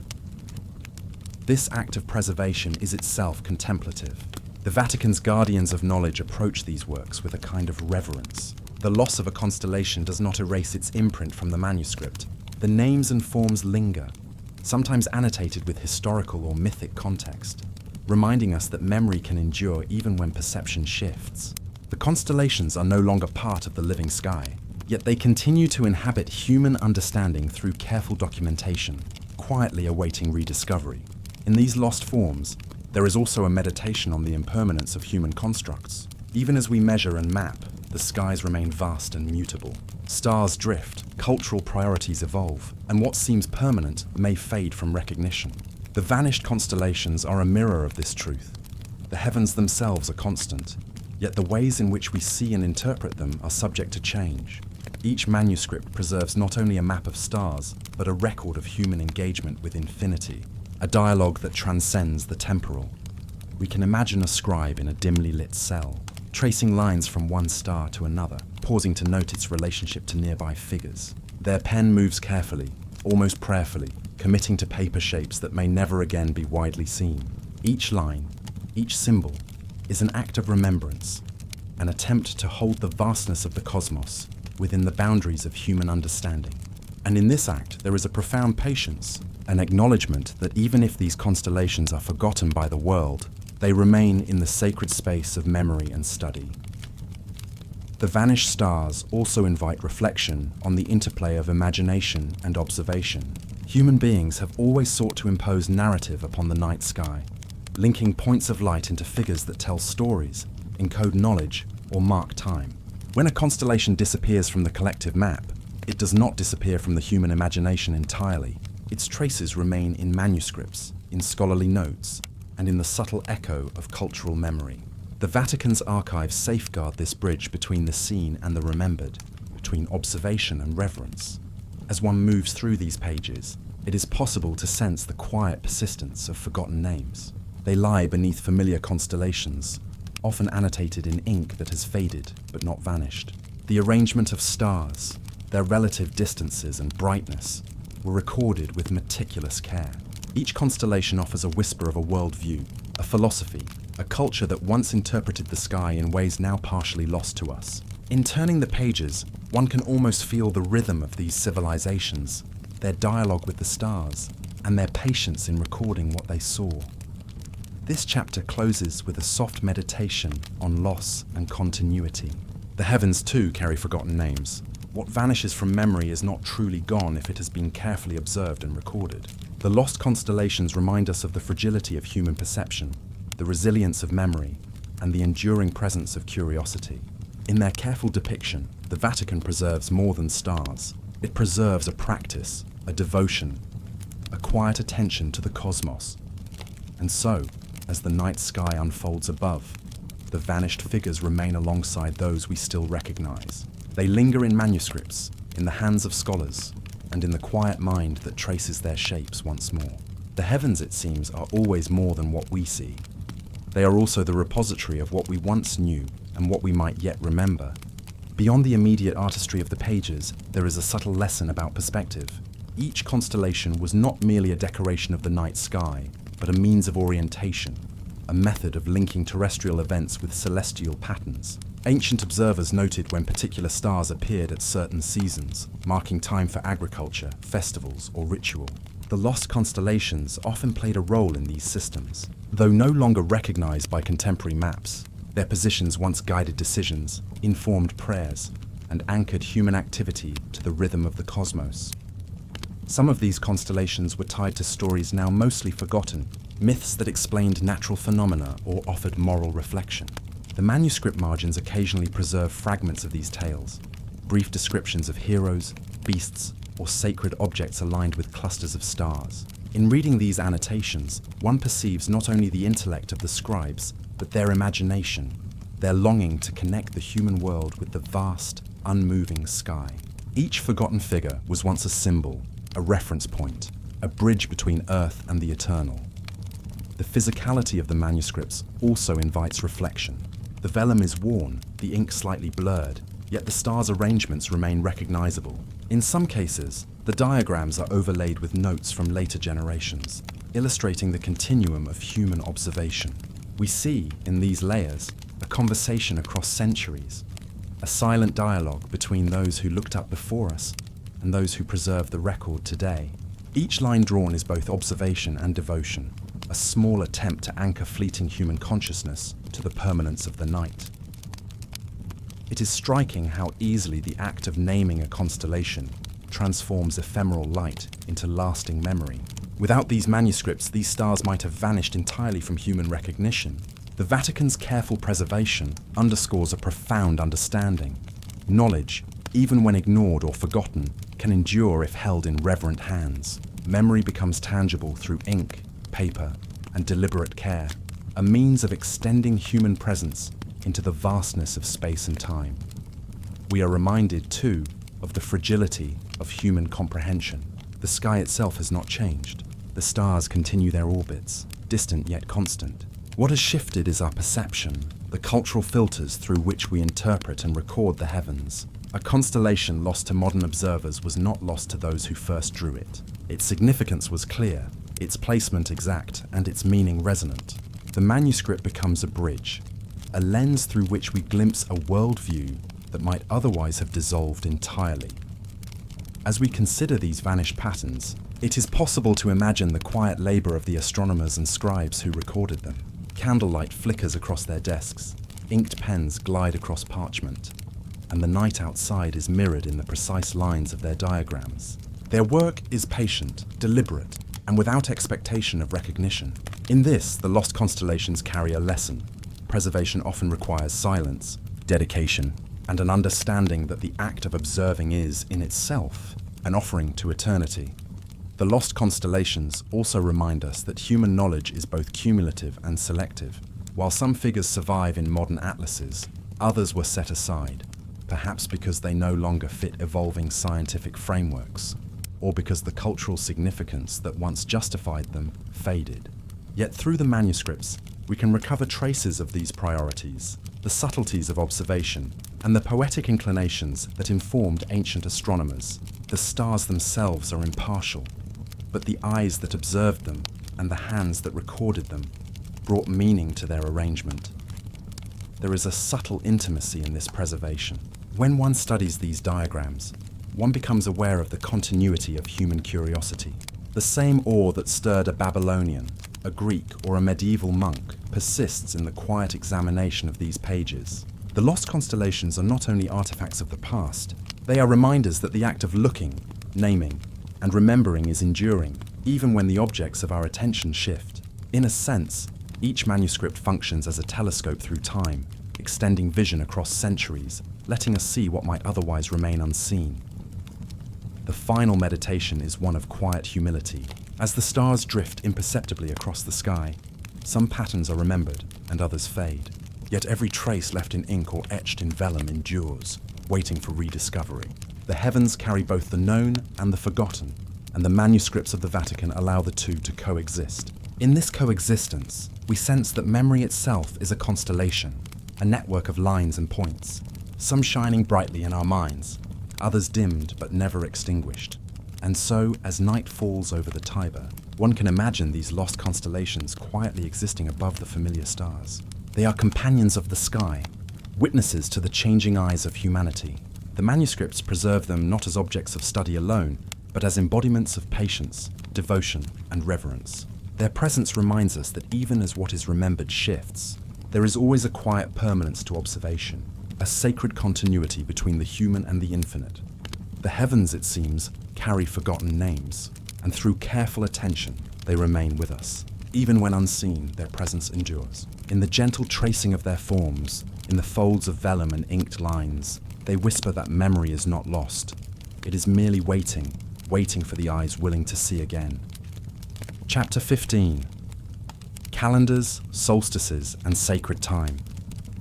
Time in the ancient and medieval worlds was never measured only by hours or minutes.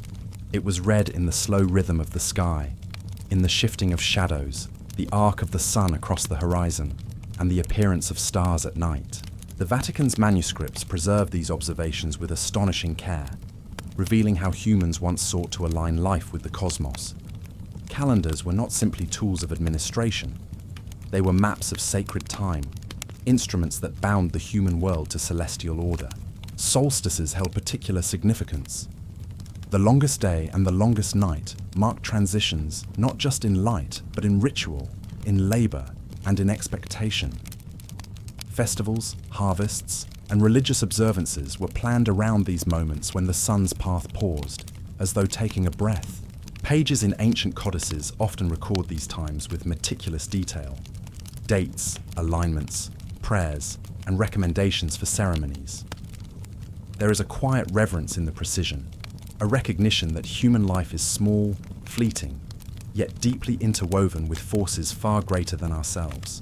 Calendars themselves were acts of devotion. A scribe copying the Roman, Egyptian, or medieval calendar was also tracing a cosmic pattern, noting the passing of time as part of an eternal rhythm. Margins contain notes on eclipses, lunar phases, and planetary hours, revealing an awareness that events on Earth were reflected in the heavens. Each calculation, each careful observation, was an acknowledgement that time is both measured and sacred, practical and symbolic. The solstices, particularly, are recorded with repeated care. In these texts, one can see the methodical way ancient and medieval observers watched the horizon, noting the exact points where the sun seemed to pause and reverse its path. They measured shadows cast by obelisks, church towers, or simple gnomons in cloistered courtyards. In doing so, they created a framework for human life: when to plant, when to harvest, when to gather for festivals, when to hold vigils. Time became a living rhythm, one that could be observed, recorded, and aligned with devotion. It is striking to consider that these calendars were not purely scientific. They carried a spiritual weight. Solstices marked moments when the veil between earthly and divine seemed thin. Rituals performed at dawn or dusk, at the longest day or night, were considered potent. They honored the cycles that sustained life, acknowledging that human existence depends on patterns that reach beyond comprehension. The Vatican preserves these intersections of practical life and spiritual reflection in parchment and ink, offering insight into a worldview in which time itself is sacred. Calendars also reveal an awareness of impermanence and renewal. The annual cycle is a series of returns. The sun rises, reaches its peak, descends, and returns again. Life is marked by beginnings and endings, by labor and rest, by seasons of abundance and scarcity. Each solstice is a point of reflection, a reminder that light returns even after the longest night. Manuscripts note these cycles with precision, but also with an implicit understanding of their symbolic power. They teach that human experience is inseparable from natural rhythm, that the counting of days is more than mechanical. It is a meditation on continuity and change. The relationship between sacred time and human planning emerges across centuries. Codices show feast days assigned according to lunar and solar calculations. Astronomical tables accompany prayers and liturgical instructions, guiding clergy and laity alike. In observing these texts, one perceives the care taken to harmonize earthly activity with cosmic order. Each scribal decision, when to begin a fast, when to celebrate a feast, when to sow crops, reflects a worldview in which human actions participate. In larger rhythms, a recognition that life flows within cycles that cannot be ignored. This understanding extends beyond formal ritual. Agricultural societies relied on the sun's path to schedule work, water crops, and anticipate the turning of seasons. To the observer of centuries past, the movement of celestial bodies was a form of guidance, a way of situating life within a dependable framework. Calendars were both practical and contemplative, serving as instruments for survival and meditation. The Vatican's manuscripts preserve both aspects, charts of eclipses and solstices, alongside meditative reflections on the passing of light and the meaning of recurring time. Time, as these manuscripts suggest, is not merely linear. It is a cycle, a pattern of light and shadow, of presence and absence, of attention and repose. Solstices exemplify this. They remind humans of the return of the sun, of continuity despite the apparent cessation of growth or activity. The scribes, monks, and astronomers who recorded these observations were aware of the subtle interplay between precision and wonder. Their work is both measurement and meditation, calculation and reverence. Even the design of calendars reflects this dual purpose. Circular diagrams, tables, and annotated almanacs echo the orbiting of planets, the waxing and waning of the moon, and the rising and setting of the sun. They invite contemplation as well as action. To study these pages is to sense the heartbeat of a world that honored rhythm as much as law, that recognized the cyclical nature of life as sacred as it is practical. There is also a quiet lesson in endurance. The manuscripts preserved in the Vatican survived wars, neglect, and decay. They remind us that human attempts to order time are temporary, yet deeply meaningful. The recording of solstices, the mapping of sacred days, the careful observation of lunar cycles. All of these are acts of faith in permanence, even in the face of inevitable change. Each manuscript is a testament to patience, foresight, and devotion, a recognition that human life is brief, but can be harmonized with the eternal through careful attention. As one imagines the sequence of dawns and dusks, the gradual shifting of sunlight across centuries, it becomes possible to perceive time as a living cycle rather than a mechanical progression. Calendars, in this sense, are meditative instruments. They teach awareness of beginnings and endings, of growth and decay, of the quiet return of light. The Vatican's records make this tangible. They allow the mind to track the sun, to sense the passing of months and years, and to align human actions with a rhythm far larger than any single life.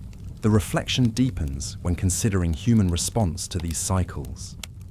Rituals timed to solstices, liturgical observances, and harvest festivals all attest to the care with which humanity has attempted to live in harmony with nature. The manuscripts preserve more than dates.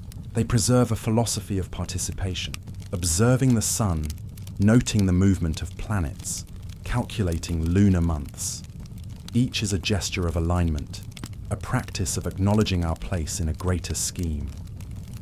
In this, the manuscripts invite the observer into a soft rhythm of understanding. Time becomes less a pressure or a constraint and more a pattern of cycles that invites attention, patience, and reflection. Human life, framed within these cycles, is both ephemeral and connected to the vast movements of the sky. The solstices, the rising and setting of the sun, the sequence of light and dark, each is a reminder that there is order, continuity, and a quiet certainty to existence. Finally, one arrives at the enduring image that concludes this meditation. The dawn returns, unchanged in its essential rhythm, no matter how many generations have come and gone. The light emerges, stretching across fields and rooftops, illuminating spaces where scribes once calculated, measured, and recorded. Human calendars may shift, instruments may decay, societies may rise and fall, but the cycles themselves persist. The manuscripts preserve not only the knowledge of timing, but the memory of attention, the devotion to observing life in concert with the cosmos. And so, as light spreads across the pages and across centuries, it is possible to sense time not as a relentless march, but as a breathing rhythm of light and dark. The solstices endure, the sun rises and sets, and the human impulse to mark and honor these cycles remains. Dawn returns eternally, and with it comes the quiet reassurance that life, in its measured cycles, continues, ever aligned with the sky. Chapter 16. The Vatican and the Zodiac's Silent Circle. The zodiac, as preserved in the Vatican's hidden archives, is more than a set of symbols or an astrological chart. It is a reflection of humanity's long-standing desire to understand itself within the wider cosmos. The manuscripts reveal careful observations of stars, planets, and the slow turning of the heavens, yet they also carry a quiet poetry. Each sign, each constellation, becomes a mirror of human hope, fear, and wonder, offering a way to map the inner life against the eternal night sky. These texts, often folded in vellum and bound in shadowed corners, speak in a language that blends observation with meditation. A scribe might note the position of Jupiter or Saturn, the movement of the sun through Aries or Libra, while simultaneously recording prayers or reflections. The act of copying these manuscripts was itself a ritual, a deliberate merging of the analytical and the contemplative. In their quiet labor, the scribes preserved a vision of human life interwoven with celestial rhythm. The zodiac offers a structure through which humans have long sought orientation. Each sign carries its own qualities, its own symbolism, and its own moment in the year. Aries, with its assertive spark, marks beginnings and the push of new energy. Taurus reflects endurance, groundedness, and patience. Gemini embodies duality and curiosity, the restless mind seeking connection. The manuscripts layer these meanings atop precise astronomical observations, creating a bridge between the measurable sky and the felt human experience. Within the Vatican, these manuscripts are more than historical documents. They are quiet companions to centuries of thought, reflections on how humans have attempted to read life from patterns beyond themselves. They show that even when belief was questioned, or astrology was considered a forbidden art, there remained a fascination with the order of the heavens, charts drawn for careful study, diagrams annotated with care, margins filled with small observations. Each tells a story of reverence for both the stars and human curiosity. The cycle of the zodiac is circular, a reminder of the recurring nature of life. Just as the sun returns to its position in the sky, so too do human experiences recur in recognizable patterns. Joy and sorrow, beginnings and endings, growth and withdrawal. They appear in the pages alongside planetary movements. This alignment is not a promise of predestined fate, nor a guide for action, but a meditation on the shared rhythm between human life and the cosmos. It is an invitation to witness, quietly and without urgency, the reflection of time and experience in the stars above. Each sign in the manuscripts is depicted with care. Aries, Taurus, Gemini, Cancer, Leo, Virgo, Libra, Scorpio, Sagittarius, Capricorn, Aquarius, Pisces. They are drawn with symbolic accuracy and artistic sensitivity. Some illustrations feature stars connected with thin lines, forming geometric shapes that echo the celestial sphere. Others are accompanied by annotations describing planetary conjunctions, lunar phases, and historical references. The reader senses that each page carries two layers of knowledge: the tangible mechanics of the heavens and the intangible contemplation of human meaning. These manuscripts are preserved in rooms seldom visited, spaces where silence holds the weight of centuries. The pages have aged to soft creams and browns, edges worn by hands that long ago traced their content with reverence. There is a quiet power in this preservation, a reminder that curiosity and reflection need not always be loud. Some of the most profound meditations on humanity and the universe are contained in small, marginal notes, in subtle indications of planetary influence, in the careful numbering of days and degrees. The zodiac also reflects the human longing to find order in uncertainty. Life is inherently unpredictable, yet the movement of stars and planets is steady, measurable, reliable. Ancient and medieval observers noticed this. By mapping human qualities onto the zodiac, they created a contemplative framework. It does not dictate the course of events, nor does it enforce belief. Instead, it offers a pattern, a lens through which the vastness of existence can be perceived and engaged with thoughtfully. In these manuscripts, one can also trace cultural intersections, Arabic translations, Greco-Roman models, medieval commentaries, all converge in the Vatican's holdings. Each layer adds insight into how humans across time and place sought to understand themselves through the cosmos.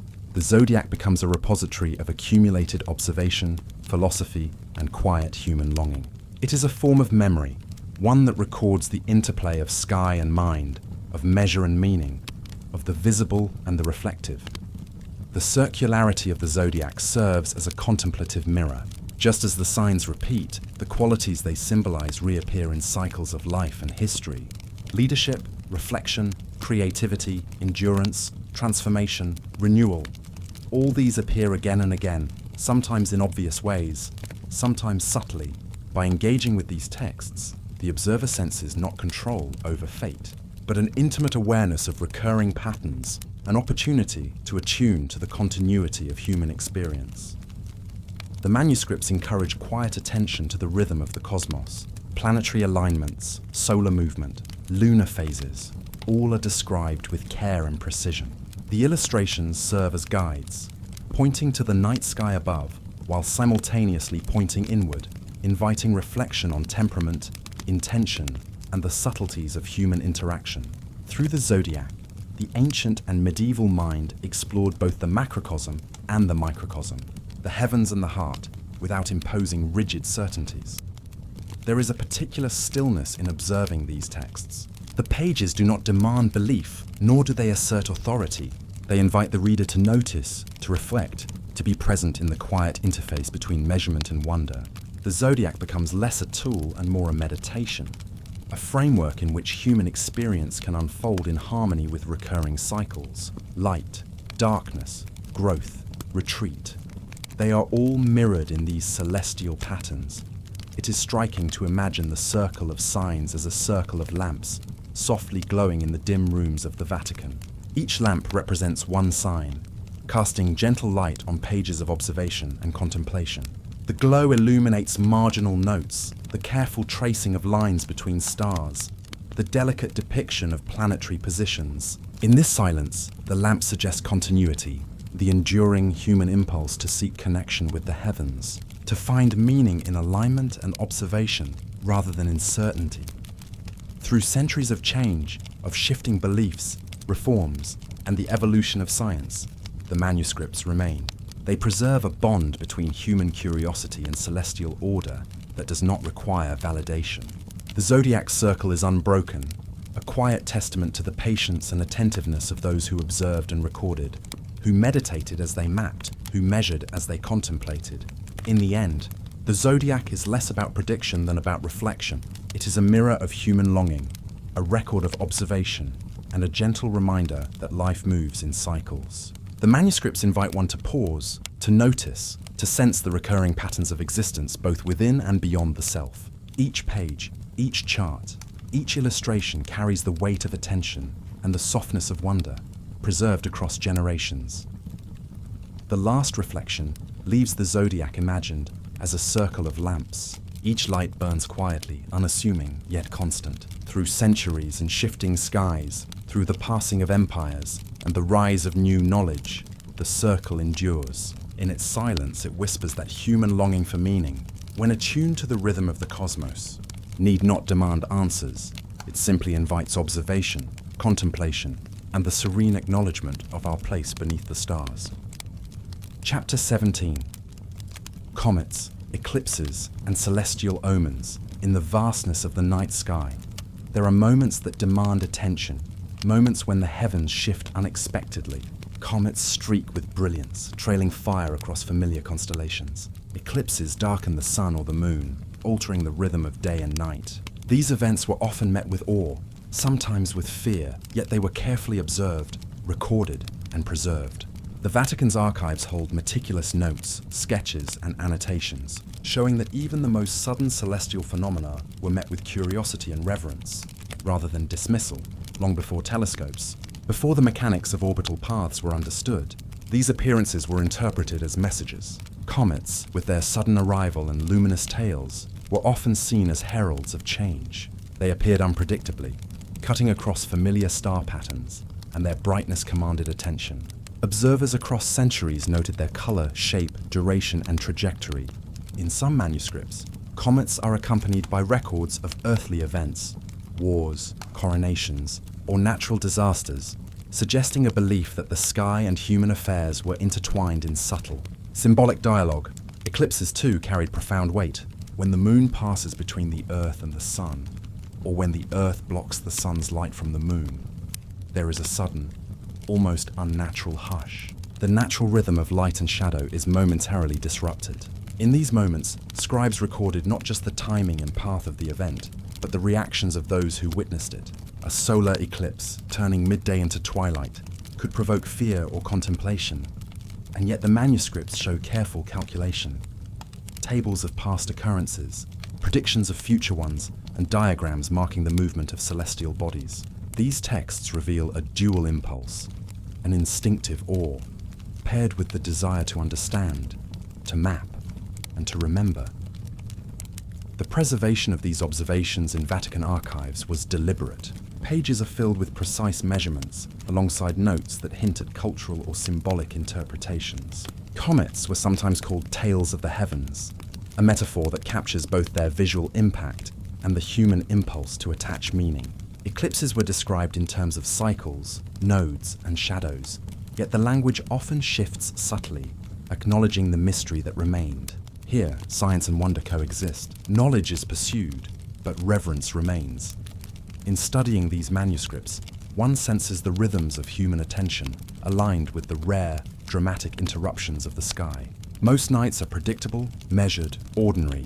Stars rise and set in steady cycles. But comets arrive like visitors from another realm, bringing a sudden reorientation. Eclipses veil the sun or moon, reminding those who observe that even the most consistent light can be temporarily withdrawn. In this, there is a meditation on transience, moments of pause where the ordinary flow of time seems to hold its breath. These celestial events were not merely recorded as curiosities. They were woven into calendars, prognostications, and historical chronicles. Kings and popes consulted observations of eclipses and cometary appearances to guide decisions, even if the interpretations were tempered by caution. A solar eclipse before a coronation might be noted as an omen, a warning, or simply a remarkable alignment of the cosmos. In every instance, the documentation reveals respect for the phenomenon itself, its precision, its rarity, its capacity to inspire reflection. Comets, in particular, offer a striking visual metaphor. Their long, luminous tails stretch across the sky, connecting distant stars. They appear suddenly, linger for weeks, and then vanish. This fleeting presence mirrors the human experience of noticing something extraordinary, yet unable to hold it indefinitely. Scribes recorded these events carefully, often including diagrams to chart the comet's progress night by night. Each observation is a meditation on impermanence, a quiet acknowledgement that some moments, though brief, leave lasting impressions. Eclipses, in contrast, create stillness. The sudden dimming of sunlight or moonlight transforms the familiar. Shadows deepen, temperatures shift, animals react, and humans pause. In these passages, the manuscripts often note precise timing, the exact moment when the sun or moon is obscured and when it returns. Yet alongside this empirical recording is a subtle attention to the emotional and spiritual resonance of the event. The eclipse becomes both a measurable phenomenon and a symbol of interruption, transition, or reflection. Across cultures, these celestial phenomena have inspired myth and meditation. Comets are messengers. Eclipses are veils across heaven's face. The Vatican's archives, in preserving European perspectives, also contain traces of ideas transmitted through Arabic, Greek, and other sources. Observations were cross-referenced, calculations verified, and interpretations debated. Even when fear or superstition accompanied the event, the commitment to careful observation endured. There is a remarkable continuity, a recognition that the sky communicates if only one attends with patience and care. In contemplating these texts, one begins to sense the rhythm of human attentiveness. Ordinary nights are steady, expected, comfortable. Stars move predictably. The moon waxes and wanes. Then a comet arrives or an eclipse darkens the sun and attention shifts. Humans pause, consider, record, and reflect. In these moments, time itself seems to hold its breath. The manuscripts convey this pause, not as dramatic spectacle, but as quiet acknowledgement. The turning of pages, the scratching of pen on parchment, the careful noting of alignment and effect. Observers often recorded the effects on human affairs. A comet might precede a battle, a coronation, or the sudden illness of a ruler. Eclipses sometimes coincided with political upheaval, religious festivals, or natural calamities. The manuscripts do not claim causality, yet they preserve the association. This careful chronicling reveals the human desire to see continuity and connection, to locate meaning in the abrupt and the extraordinary. The aesthetic of these observations is also notable. Illustrations often accompany the texts. A comet drawn with a delicate tail stretching across the sky, or an eclipse depicted with overlapping circles of shadow and light. These images are precise yet expressive, conveying both the mechanics of the event and the impression it left upon the observer. They transform raw observation into reflection, bridging the external and internal, the measured and the meditative. There is also a lesson in patience embedded within these records. Comets may take decades or centuries to return.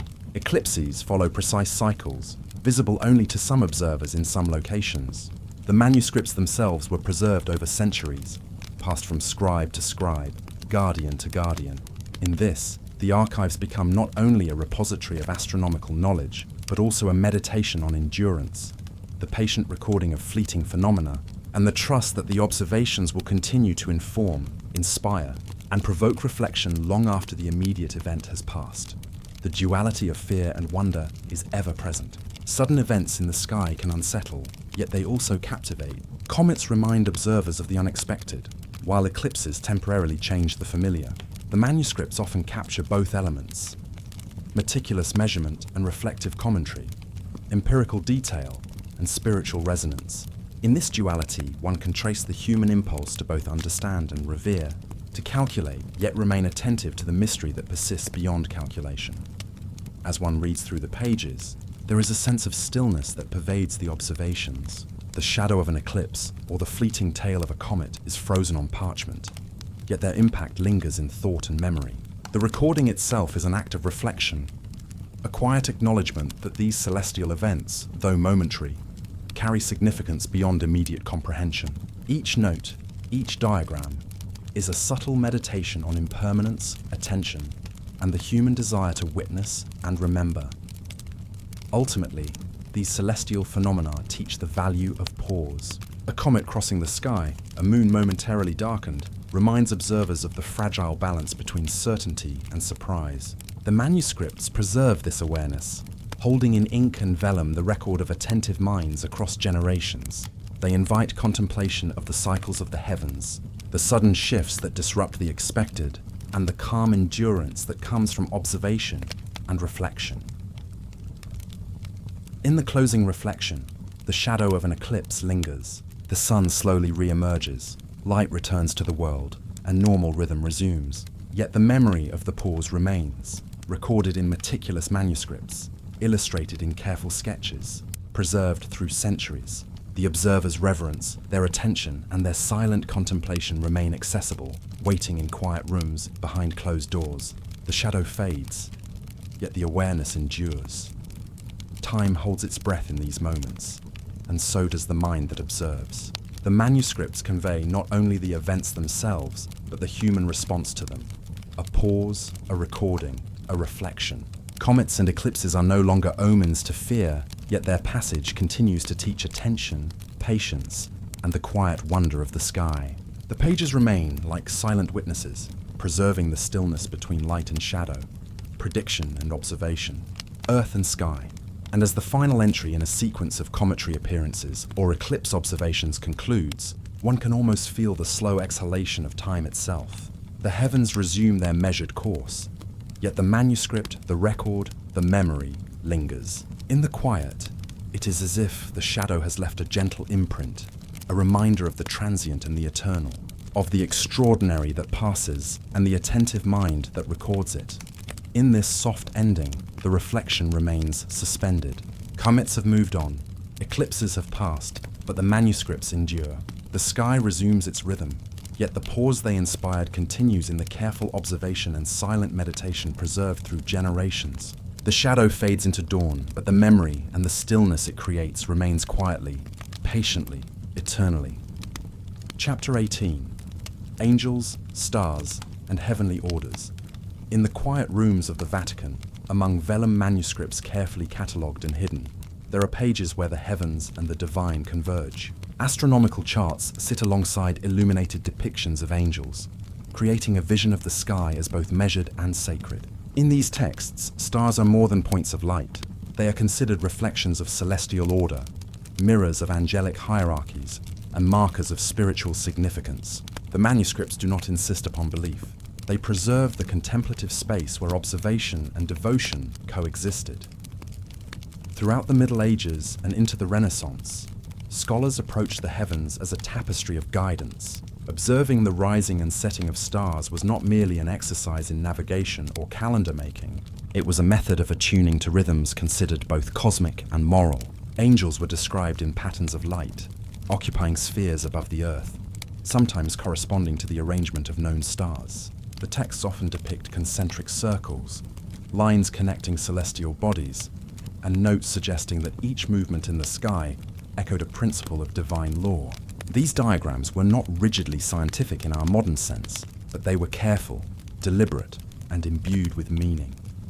The intersection of astronomy and angelology emerges most clearly in the way observers named and classified stars. Some stars are associated with virtues, others with guardianship, and still others with messages or warnings. A bright star might signify guidance, while a cluster could symbolize harmony or celestial counsel. In reading these manuscripts, one realizes that for the scribes, the night sky was a living scripture. Each observation, each careful notation, is a sentence in a vast narrative, linking the physical with the metaphysical. Angles, as described in these texts, are not abstract entities floating aimlessly. They are organized hierarchically, often following the classical 9 orders: seraphim, cherubim, thrones, dominions, virtues, powers, principalities, archangels, and angels.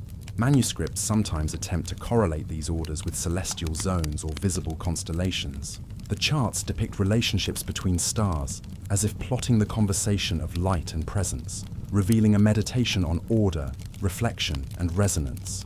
The scholars and clerics who made these drawings did so with both curiosity and reverence, blending measurement and imagination into a single, disciplined practice. The precision in these texts is remarkable. Observers recorded positions, angles, and brightness with care. Yet these empirical notes are accompanied by comments on symbolism, often linking the celestial to moral instruction. A star's rising might coincide with a saint's feast day, or an angelic hierarchy might be referenced in the annotation of a planetary conjunction. This dual attention suggests a worldview in which knowledge and spirit are inseparable. Astronomy informs angelology, and angelology informs observation. Each enriches the other, creating a contemplative lens through which the sky is read as scripture. These manuscripts also reveal a patient attentiveness to time. Stars do not move quickly, and the movements of planets were charted over months and years. The scribes cultivated quiet patience, aligning human attention with the enduring rhythm of the cosmos. Angelic correspondences were recorded with the same care as stellar positions. A luminous angel of the heavens might be noted alongside the precise declination of a star, suggesting that observation was as much about internal reflection as it was about external measurement. Time becomes layered: the human observer, the orbiting planets, the eternal angels, and the luminous stars exist in overlapping cycles, reminding the viewer that perception of the celestial is simultaneously scientific and sacred. The manuscripts often explore the light of stars in relation to the purity or activity of angels. Some texts describe particular colors: white, gold, or pale blue, assigned to angelic presences or symbolic functions. Light becomes a bridge, linking the celestial and spiritual worlds. In this context, observation of the night sky is an act of contemplation. Each star, each angelic symbol, carries a message about harmony, guidance, or vigilance. Observers were aware that they were engaging in a form of reading, interpreting the heavens much as one would interpret scripture, with mindfulness and patience. This blending of empirical detail and spiritual reflection allowed for meditation on human place in the cosmos. The stars, mapped with care, remind the observer of both scale and significance. Each angel and each celestial body conveys a sense of order and care. The heavens are not chaotic but structured, observed and recorded with devotion. In these manuscripts, a scholar's gaze upwards is mirrored by the pen on parchment, tracing a line between the visible and the invisible, the known and the sacred. The interplay between astronomy and angelology also reflects the broader intellectual currents of the time. Classical philosophy, medieval theology, and early modern observation coalesced into a system where light, movement, and hierarchy were inseparable. The manuscripts are meticulous in noting angles, degrees, and positions, yet the commentary frequently returns to spiritual reflection. A scribal note might mention the rising of a constellation alongside a moral exhortation or a theological principle. Observation of the heavens is not merely for prediction. It is an invitation to ethical and contemplative awareness. In many cases, angels are depicted as guiding or illuminating the stars. Illuminations in these texts often show radiant figures interacting with celestial bodies, holding them in gentle balance or arranging them in ordered patterns. These images reinforce the idea that the heavens are alive with purpose and that observation is an act of participation. The careful hand of the scribe and the contemplative eye of the observer converge to create a map not only of light, but of meaning. Reading these manuscripts today, one senses a quiet tension between science and spirituality, measurement and meditation. The stars were mapped, the angels were enumerated, and yet there is no attempt to reduce either to a single explanation. Observers embraced both precision and mystery. The manuscripts preserve the human impulse to organize, to name, to understand, and to revere. They reveal a form of scholarship that does not separate reason from reflection, nor calculation from awe. These texts also offer insight into the rhythm of attention cultivated by their makers. Observing the night sky required patience, careful recording, and repeated verification. Observing angelic correspondences demanded contemplation, reverence, and imagination. The manuscripts suggest that the act of watching and noting was itself a spiritual discipline. Over time, as pages accumulated, the recordings created a layered memory of observation, an archive in which light, spirit, and human attentiveness intersect. The integration of angels and stars also invites reflection on perception. Humans can interpret light as direction, as warning, as beauty, as guidance. The manuscripts implicitly ask the reader to consider the lenses through which observation occurs. The celestial is not only measured with instruments, but also filtered through belief, intuition, and ethical contemplation. Light is both material and symbolic. Observation becomes a dialogue with the heavens, a practice of careful attention and thoughtful interpretation. By the end of these reflections, the sky itself appears as a vast manuscript. Each star is a letter, each constellation a sentence, each celestial cycle a chapter. Angels, luminous and ordered, animate the text, making the heavens readable in ways that combine intellect and devotion. This perspective transforms ordinary observation into a sacred exercise, where the night sky is a script that can be studied, reflected upon, and cherished. As the chapter concludes, the glow of stars lingers in the imagination, intertwined with the quiet presence of angels. The manuscripts remain, preserving the ancient understanding that celestial bodies carry both light and message. Observation, recording, contemplation, all are intertwined. The heavens, once seen as both law and scripture, continue to invite reflection. The night sky remains a place where measurement meets meditation, where light meets meaning, and where the eternal rhythms of the cosmos quietly echo through centuries of careful attention.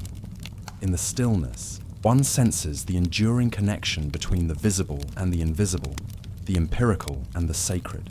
Stars continue their courses, angels continue their watch, and the manuscripts remain as testament to the human desire to understand and revere.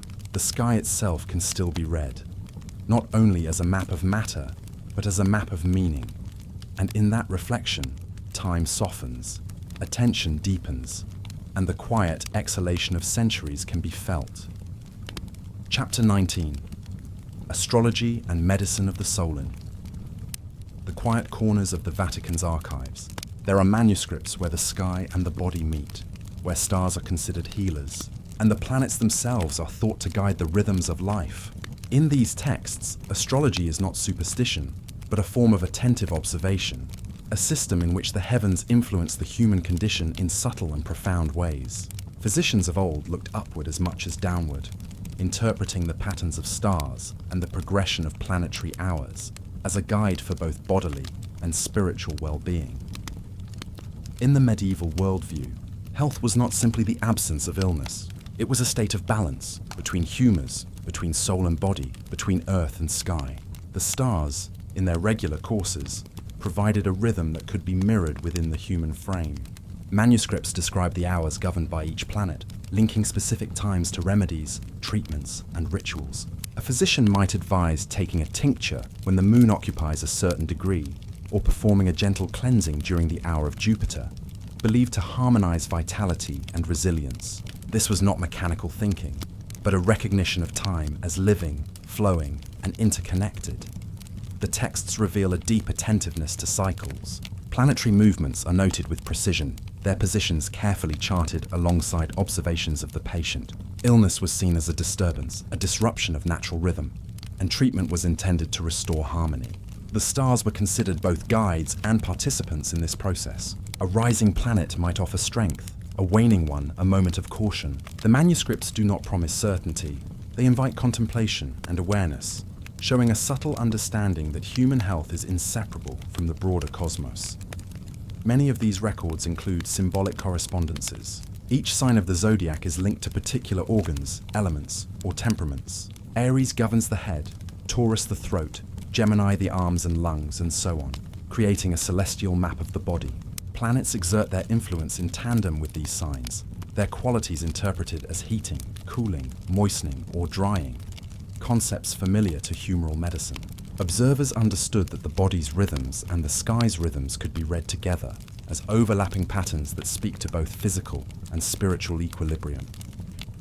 The manuscripts also speak of the soul as a patient in need of care. Stars and planets, in this understanding, influence not only corporeal health, but emotional and spiritual harmony. Anxiety, melancholy, and lethargy were sometimes linked to celestial configurations, guiding treatments that were part remedy, part meditation. The physician, or the astrologer-physician, was thus not only a technician, but a guardian of balance, attending to the subtleties of spirit and body as a single, interwoven system. Careful tables and charts fill the margins of many texts, mapping hours, days, and months in planetary cycles. These charts are detailed, precise, yet quietly poetic, as if the act of observation itself is a form of devotion. A practitioner consulting these pages would consider the moon's phase, the day of the week, and the hour, aligning remedies with the perceived favor of the stars. Within these calculations, time is experienced differently, as a rhythm to be respected, not a schedule to be enforced. Life unfolds in cycles, and healing is attunement to these cycles.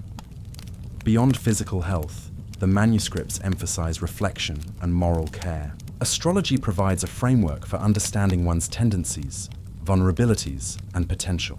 The stars are seen as companions, guiding self-awareness, helping to cultivate patience, temperance, and mindfulness. When a certain planetary hour is chosen for a restorative activity, it is both a practical and contemplative act. Observers of the past understood that to heal the body, one must also consider the disposition, the habits, and the spirit. Care in this sense is holistic, blending empirical observation with reflection and reverence.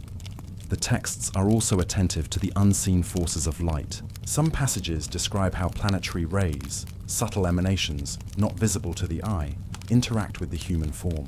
Treatments are sometimes timed to align with these rays, drawing from the understanding that life is animated by currents beyond the tangible.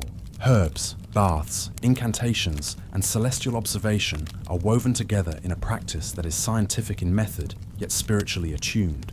It is a reminder that healing is never only material, it is relational, connecting the human being to the cycles of the cosmos. Astrology, in these manuscripts, also serves as a form of preventive care. Knowledge of cycles allows one to anticipate times of vulnerability, to schedule rest, nourishment, and spiritual practice in alignment with celestial rhythms. Illness is less an abrupt event than a signal, a moment in which imbalance can be corrected before it becomes serious. The stars, in this reading, function as guides for mindfulness, teaching the rhythms of attention, timing, and care. Each planetary cycle becomes an opportunity for reflection. Each phase of the moon a prompt for awareness of bodily and spiritual state. The illustrations in the manuscripts are intricate. Planetary symbols float beside human figures, each limb or organ traced to its corresponding zodiac sign. Circles of hours surround diagrams of the sky, connecting earth and heaven in a visual meditation on order. The texts are not purely utilitarian. They are objects of devotion, inviting the observer to enter into the rhythm of the cosmos. Observation becomes a practice of attention, a slow and deliberate tuning to the currents that influence both body and soul. In many ways, these manuscripts are reminders that human life was once lived in alignment with nature and cosmos. Days, hours, and nights were measured not only by sun and moon, but by the qualities assigned to planets and stars. Life was a choreography between celestial order and human care. The physician or astrologer was a witness to the patterns of light and motion, translating them into guidance for living well, for nourishing both body and spirit. The texts emphasize harmony above all else. Imbalances are addressed not only with remedies but with reflection and observation. Awareness of cycles fosters patience. The practice of aligning medicine with planetary hours encourages attentiveness to subtle change. In this approach, health is not the eradication of symptoms, but the cultivation of equilibrium. Stars, in their steady courses, provide an enduring reference, reminding the observer that life is a rhythm to be followed with care and reverence. Healing, as recorded in these texts, is an art of relationship. The human body, the celestial bodies, and the soul are considered participants in a single system. Observing planetary influence becomes an act of listening, noting, and adjusting.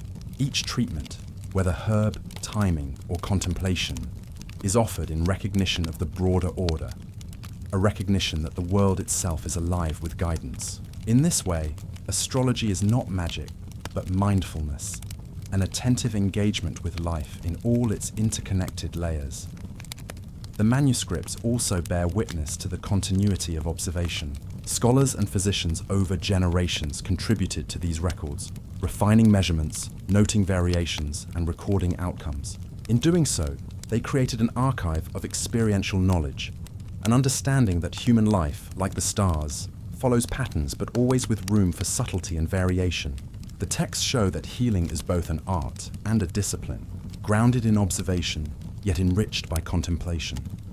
As the chapter draws to a close, one is left with the image of stars shining over the night, each one a gentle reminder of care, attention, and balance. Planetary hours fade, cycles complete, and yet the rhythm remains. The manuscripts preserve not only knowledge, but a way of relating to life, a recognition that harmony between body, soul, and cosmos is a practice, a pattern, a rhythm to be observed with patience and reverence. In the stillness, the stars appear as remedies themselves, offering guidance through their quiet light. They are witnesses to human effort, companions in care, and reminders that observation, reflection, and alignment have always been pathways to well-being. The night sky, recorded in ink and illuminated in detail, continues to invite a pause, a gentle exhalation, a recognition of rhythm, and an enduring sense that life, like the cosmos, moves in cycles of care, reflection, and quiet illumination. Chapter 20. The Silent Astronomy of the Renaissance.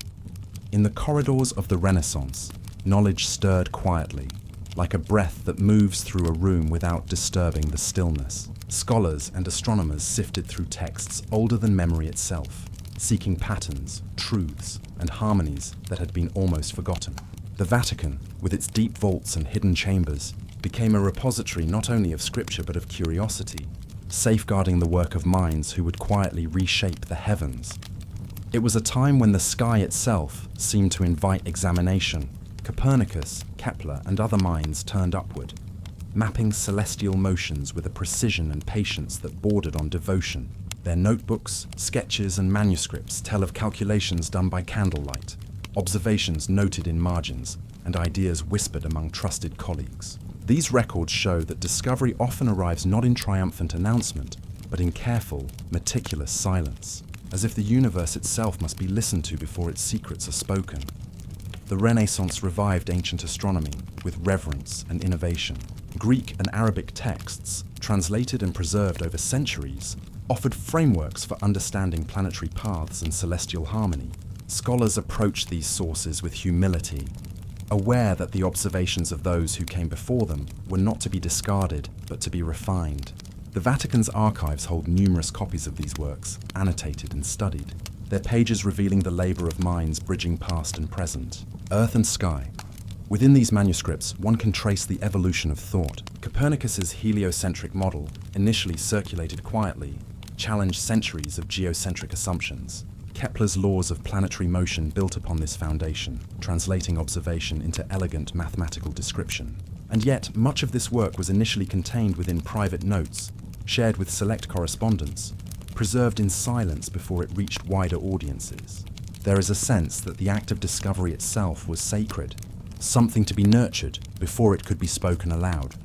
The Vatican, for all its role as guardian of orthodoxy, also became a sanctuary for this subtle intellectual revolution. Manuscripts of Renaissance astronomers were carefully collected, catalogued, and stored in rooms designed to protect not only their physical form, but the fragile fire of insight contained within. The silence of these rooms is palpable. It is as if the walls themselves understood that knowledge, once awakened, must be treated with care. The glow of candlelight on parchment seems almost like a companion to the stars themselves, small fires reflecting greater lights in the heavens. Observation was an intimate practice. Scholars rose before dawn to watch the planets, the moon, and the sun. Instruments were refined and recalibrated, and calculations repeated over and over, each adjustment bringing the celestial model closer to alignment with the truth they sought. The process demanded patience, humility, and a willingness to embrace uncertainty. It is in this quiet labor that the Renaissance's silent astronomy finds its poetry, not in public spectacle, but in the meticulous devotion of individuals committed to understanding the cosmos. Letters and marginal notes in the manuscripts show another layer of engagement, a dialogue between thinker and universe. Questions are posed, corrections noted, possibilities considered. The language is careful, reflective, sometimes almost meditative, acknowledging both the grandeur of the heavens and the limitations of human comprehension. Here, intellect and reverence coexist, each informing the other. Science and contemplation are intertwined, and discovery is as much about listening as it is about calculation. Renaissance astronomy also reveals the intersection of art and science. Diagrams are often meticulously drawn, not only for clarity, but for their own beauty. Planetary paths curve gracefully across pages, geometric forms echoing the elegance of nature. Some manuscripts feature intricate illuminations, delicate stars painted alongside mathematical symbols. These embellishments are not decoration alone.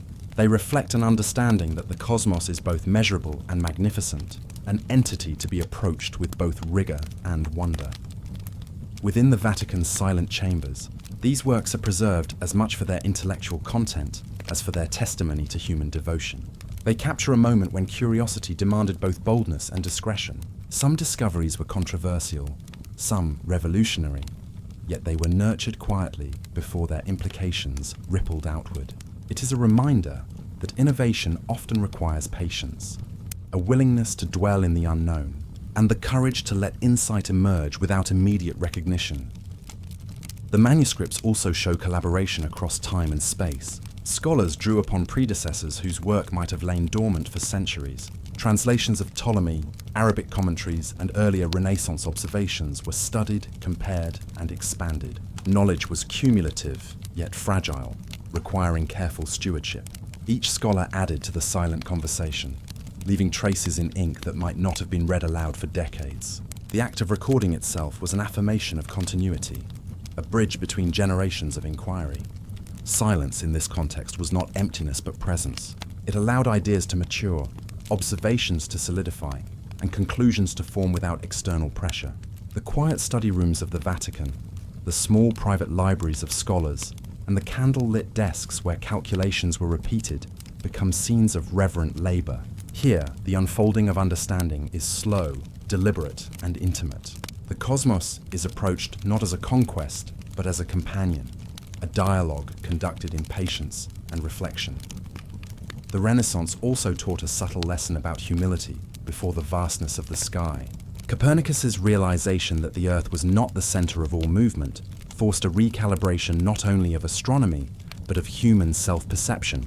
Kepler's laws, describing elliptical orbits, revealed a universe more complex and beautiful than had been imagined. Scholars understood that insight comes gradually through careful observation, persistent questioning, and sometimes through the quiet refusal to accept appearances at face value. Discovery is a process, not a proclamation. In these manuscripts, one can sense the tension between secrecy and revelation. Ideas were protected, circulated discreetly, and sometimes hidden entirely until the right moment. Yet even in quiet, there was a sense of urgency, a recognition that understanding the heavens mattered, not for fame, but for the clarity it could bring to the human experience. Knowledge was treated as fragile fire, to be kindled carefully, nurtured steadily, and preserved with reverence. The Renaissance astronomers were aware of their own limitations. Calculations were cross-checked, observations repeated under varying conditions. Mistakes were corrected and noted, sometimes in elaborate marginalia. This careful attention demonstrates not only intellectual rigor, but a spiritual discipline, a commitment to truth, tempered by patience, the quietude of study, the hours spent observing stars, and the meticulous records all reflect an understanding that wisdom unfolds slowly, and that the heavens themselves are a teacher demanding respect. Manuscripts of this period also show the blending of disciplines. Art, philosophy, mathematics, and natural science coexisted in these records, creating a holistic approach to understanding. The Renaissance scholar did not separate contemplation from observation. Geometry, proportion, and beauty were as important as measurement. The cosmos was approached as a totality, a system in which light, motion, and order were read as both fact and symbol. Here, science becomes a form of meditation, a reflective engagement with the larger rhythms of existence. Perhaps the most profound element of this silent astronomy is its testament to patience.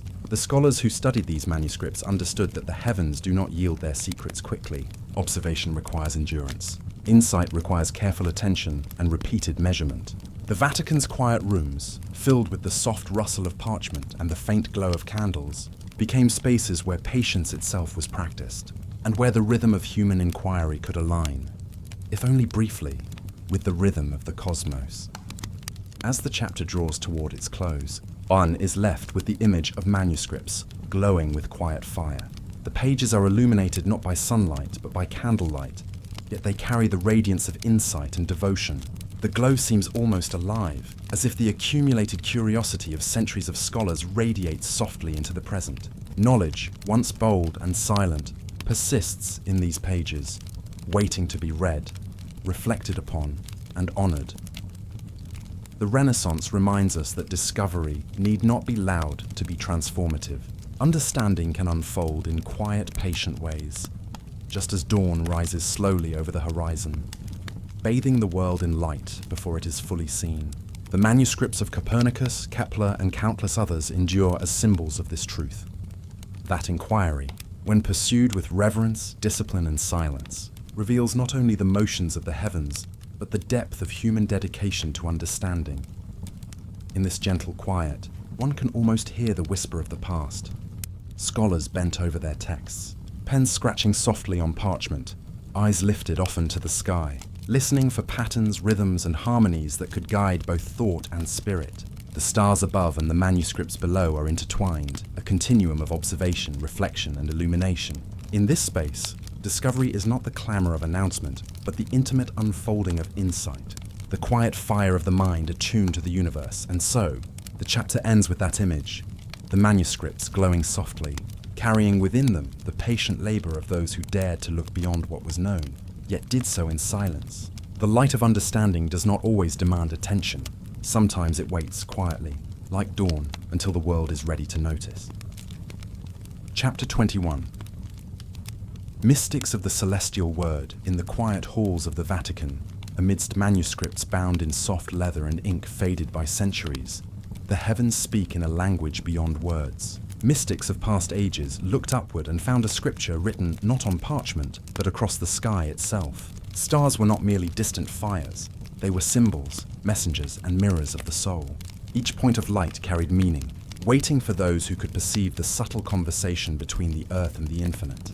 These mystics recorded their visions with care, blending observation with meditation. Their texts describe heavens alive with patterns that corresponded to virtues, trials, and hidden guidance. Planets, constellations, and comets were understood as signposts for the spirit, tracing the paths that human consciousness might follow.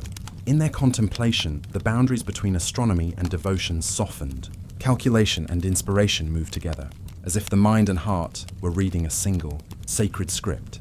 Within the Vatican's archives, the writings of these mystics are preserved like a delicate map of inner and outer worlds. Notes in margins reveal a constant dialogue.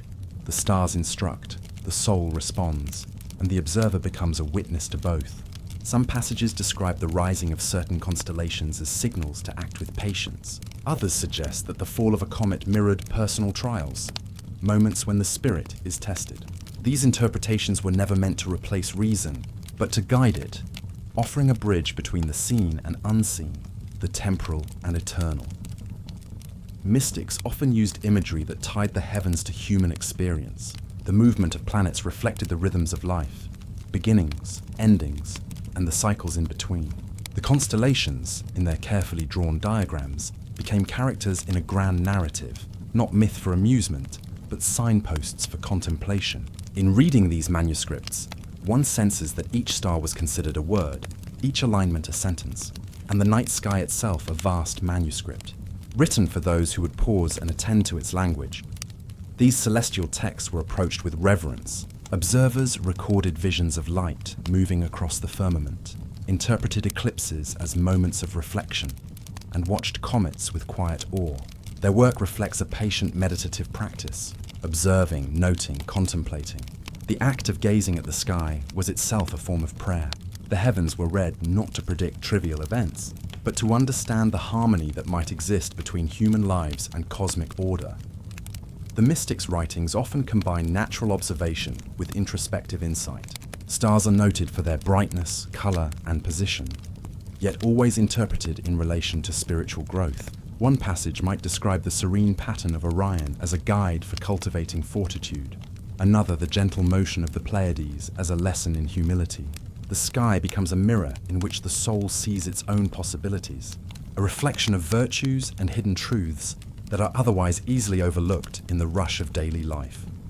In these manuscripts, one can trace the influence of earlier traditions. Greek, Arabic, and Jewish mystical texts informed the Renaissance understanding of the heavens.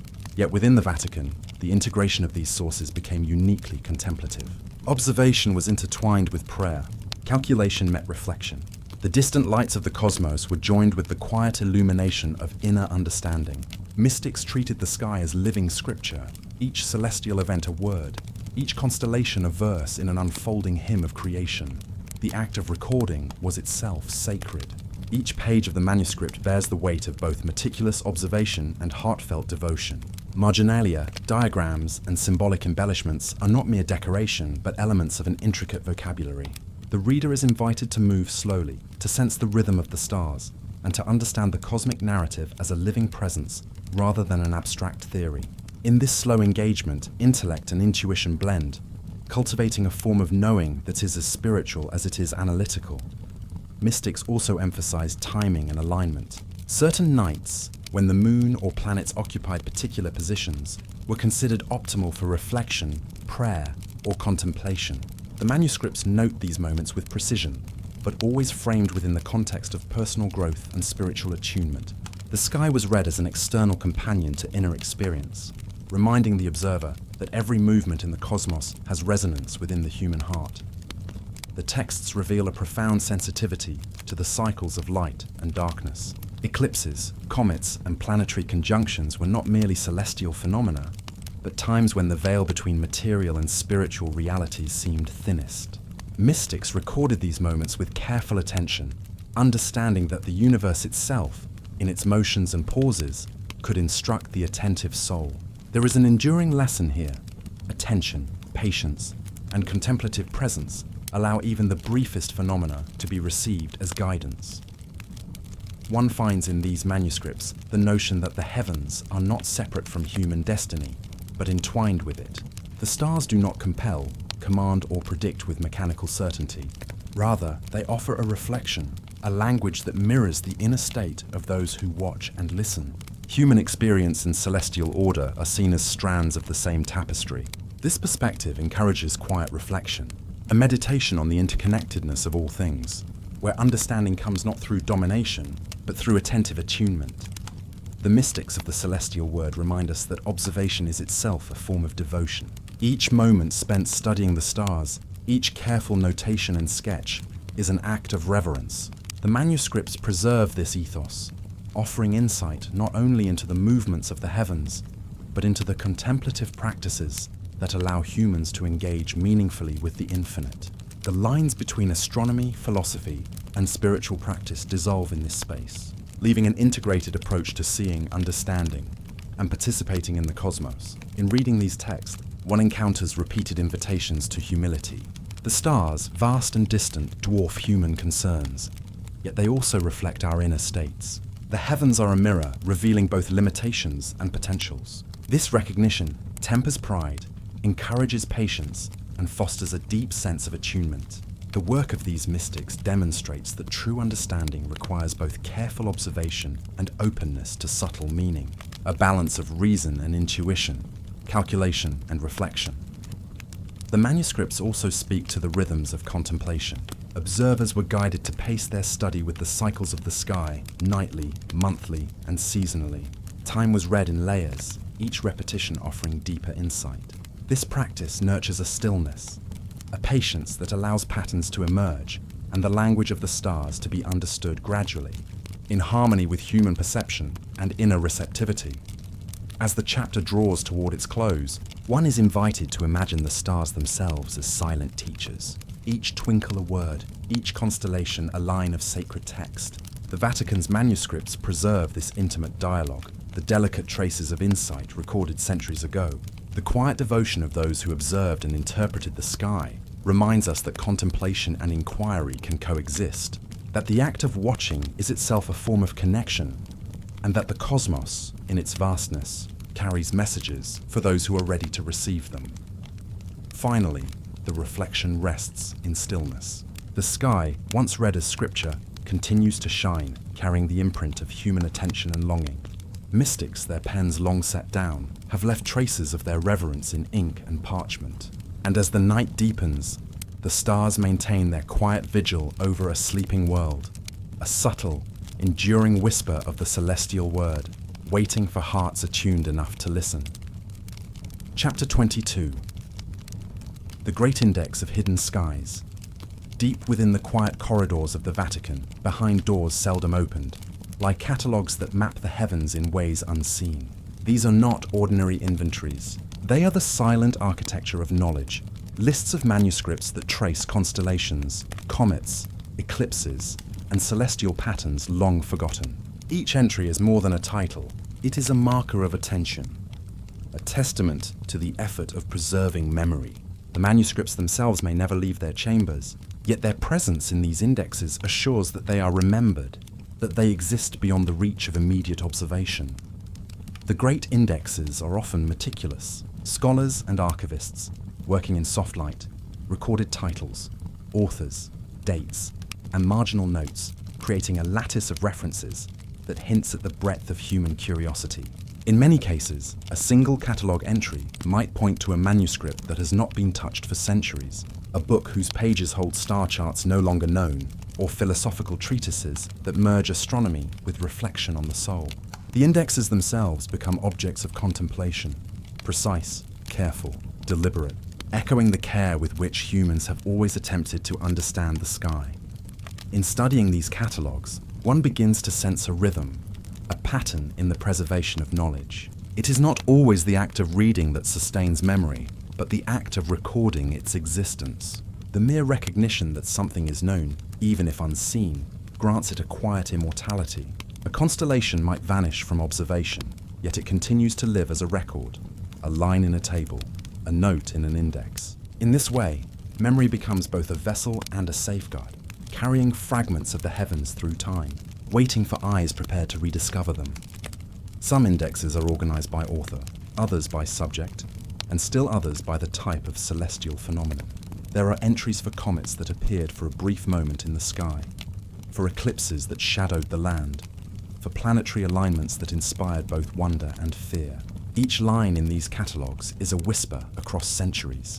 Someone once saw, someone once wrote, someone cared enough to preserve. In these lists, the universe is distilled into careful notation, a skeletal map of wonder, curiosity, and reverence.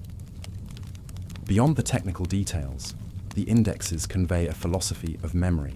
The manuscripts they reference often describe skies that are no longer visible, stars that have faded, or constellations that have lost their names in common knowledge. Yet the act of listing them asserts their presence. In this quiet assertion, the Vatican's archivists participate in an ancient human impulse, the desire to remember not only what can be seen, but what could, should, or once was. Memory, here, is a bridge between absence and attention, between the past and a potential future recognition. The catalogues themselves are a meditation on absence as much as presence. To see a title in an index is to sense something beyond immediate perception, something that exists in the interstice between knowing and not knowing. A star may have faded from the sky, yet its record endures. A manuscript may be unread, yet its title persists. In these silences, one can feel the weight of human effort, the patient commitment to the idea that knowledge, even when hidden, still matters. Some entries are enigmatic. A single line may list a manuscript of a constellation no longer recognized, or a set of star diagrams whose purpose is obscured by the passage of time. These entries provoke reflection. How many skies have been catalogued yet remain unseen? How many patterns of stars exist only in these secret registers? The indexes hold potential, a repository of forms and names waiting for rediscovery, an invitation to future generations to look again, and perhaps see the heavens with fresh perception. The act of creating these catalogues is itself an art of attentiveness. Each line, each notation, is a gesture of care, a declaration that the universe is worthy of meticulous recording. The archivists, in their quiet work, echo the same awe that inspired the first stargazers, translating observation into memory, fleeting phenomena into enduring trace. Their work preserves not only facts, but the consciousness of wonder itself, a recognition that human attention, even when silent, can safeguard the vastness of the cosmos. As one moves through the indexes, the structure of thought becomes visible. Knowledge is not simply amassed, but arranged with intention. Manuscripts are grouped to suggest relationships, patterns, influences, histories of observation. Even the placement of a title on a page hints at connections between celestial bodies, between authors and observers, between centuries of careful contemplation. The indexes themselves, though often overlooked, form a constellation of their own, a map of human curiosity, mirrored in ink and parchment. In these quiet lists, one finds an echo of the heavens themselves. Just as stars trace arcs across the sky, invisible to many but constant, so too do these catalogues preserve patterns beyond casual view. They remind us that knowledge does not require immediate apprehension to exist. A star may be lost to direct sight, yet it shines in memory. A manuscript may remain unread, yet its title asserts presence. This relationship between observation and remembrance is the heart of the Great Index, a gentle assurance that the universe, and our engagement with it, is never entirely lost. The reflection extends further. The indexes suggest that some constellations, some arrangements of thought, exist first in memory, then in observation. They are potential, awaiting recognition, rather than certainties of the visible. In this sense, the Vatican's secret catalogues are a meditation on the life of ideas, on the endurance of insight, and on the quiet patience of human attention. Knowledge, preserved in index rather than experience, continues to inhabit the world, ready to re-emerge when conditions allow, when an observer's gaze aligns with a forgotten order. At the close of this meditation, one can imagine the indexes themselves as a constellation of thought. Lines of text form points of light in the mind, mapping invisible skies. Some constellations live only here, in careful notation, in silent rooms, awaiting rediscovery. There is a soft reverence in this knowledge. It exists quietly, persistently, like stars behind clouds, ready to be seen again. The act of remembering, of cataloguing, of preserving attention becomes as luminous as any star. In the hush of the archival rooms, amid the faint smell of old parchment and ink, the indexes breathe with the life of human curiosity. They teach that memory can preserve more than fact. It can sustain the imagination, the wonder, and the attention that allow the universe to remain accessible to those who will look. And though many of these constellations may never be observed again, they persist in the quiet registry of human thought, a testament to the enduring dialogue between the visible and the remembered.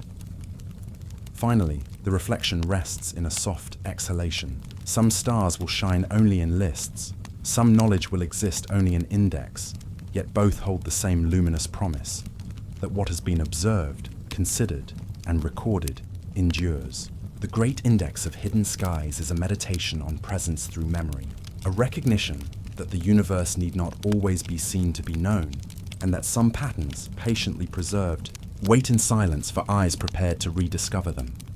Chapter 23. What the Church chose to forget. In the quiet halls of the Vatican, there are rooms where light falls softly on walls lined with shelves. Here, manuscripts rest in careful obscurity. These are works that were never destroyed, yet rarely read. They record celestial movements, planetary alignments, and astrological patterns, and yet they were deliberately withdrawn from general view. This concealment is not born of erasure, but of restraint. In choosing to hide, the Church preserved. In choosing silence, it created a form of memory that exists through absence. Many of these texts recount knowledge that once held sway over minds and hearts. They describe the motions of planets, the timing of eclipses, and the rhythms of the stars. They connect human life to the cosmos, marking both portent and promise. In earlier centuries, these writings guided thought, medicine, and ritual. Yet at a certain moment, the Church made the conscious decision to limit exposure, to place them in shadowed chambers. The manuscripts were not destroyed.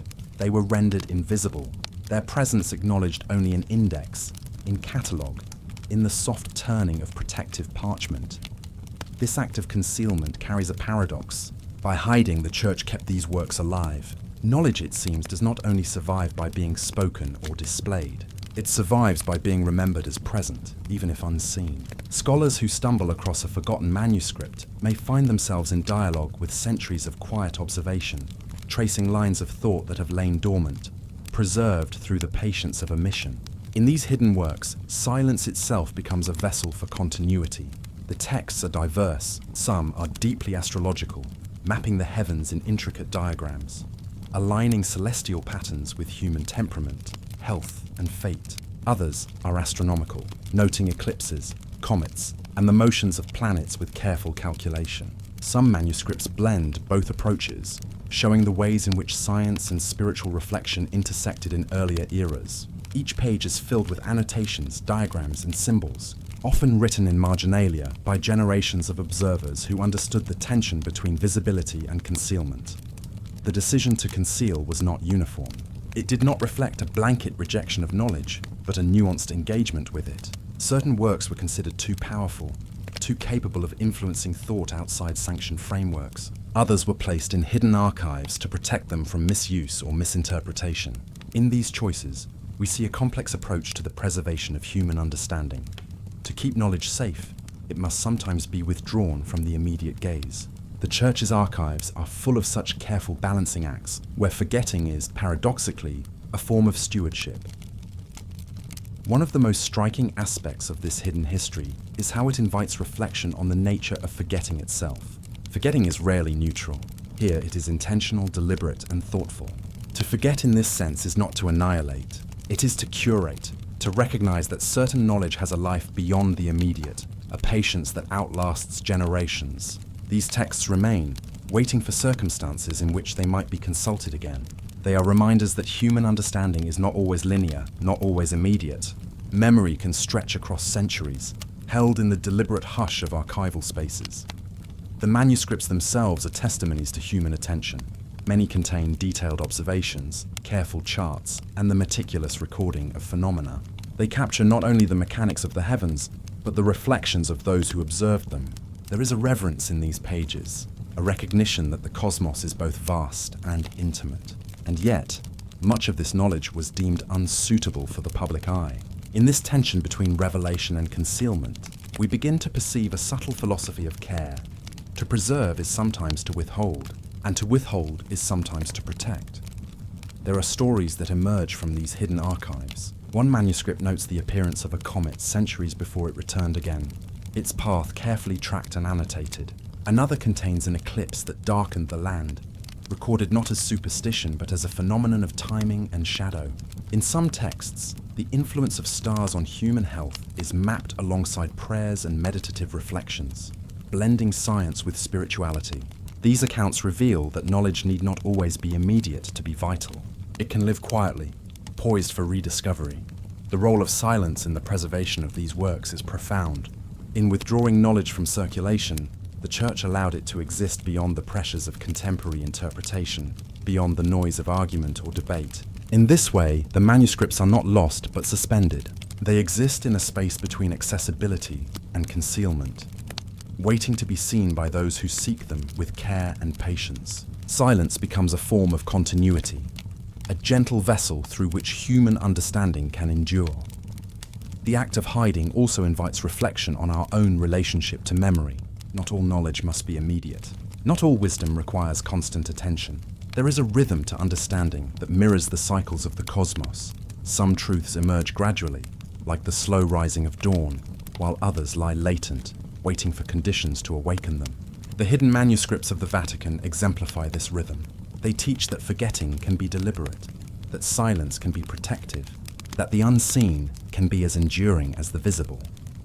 In walking through this quiet history, one notices that the manuscripts themselves often reference one another. Marginal notes link works across centuries, connecting past observations with present awareness. Even in concealment, there is dialogue. Knowledge is preserved not only in content, but in context, in the awareness that it exists and has existed. To read these texts is to enter into a long conversation, a conversation that has been carried forward in quietude and reflection, sustained by the discipline of selective attention. Some of these works never emerge from their hidden shelves. Some constellations, once charted with care, exist today only in these archives, waiting for eyes capable of noticing their patterns. In this waiting, there is a meditation on the passage of time itself. History is not only a record of action and discovery, it is also a record of restraint, of choice, and of the care taken to preserve. Forgetting becomes a subtle act of remembrance, a paradox in which absence itself carries weight. The manuscripts prompt us to consider the nature of authority in knowledge. To decide what may be read and what must remain hidden is to wield a form of guardianship. The Church's archival choices reflect both caution and insight. The preservation of learning need not require immediate exposure, and some truths are best held in patient silence until the world is ready to receive them. In these decisions, we see a philosophy of engagement that balances curiosity with care, revelation with discretion, presence with quiet. As the chapter draws toward its close, it becomes clear that what was hidden is not lost.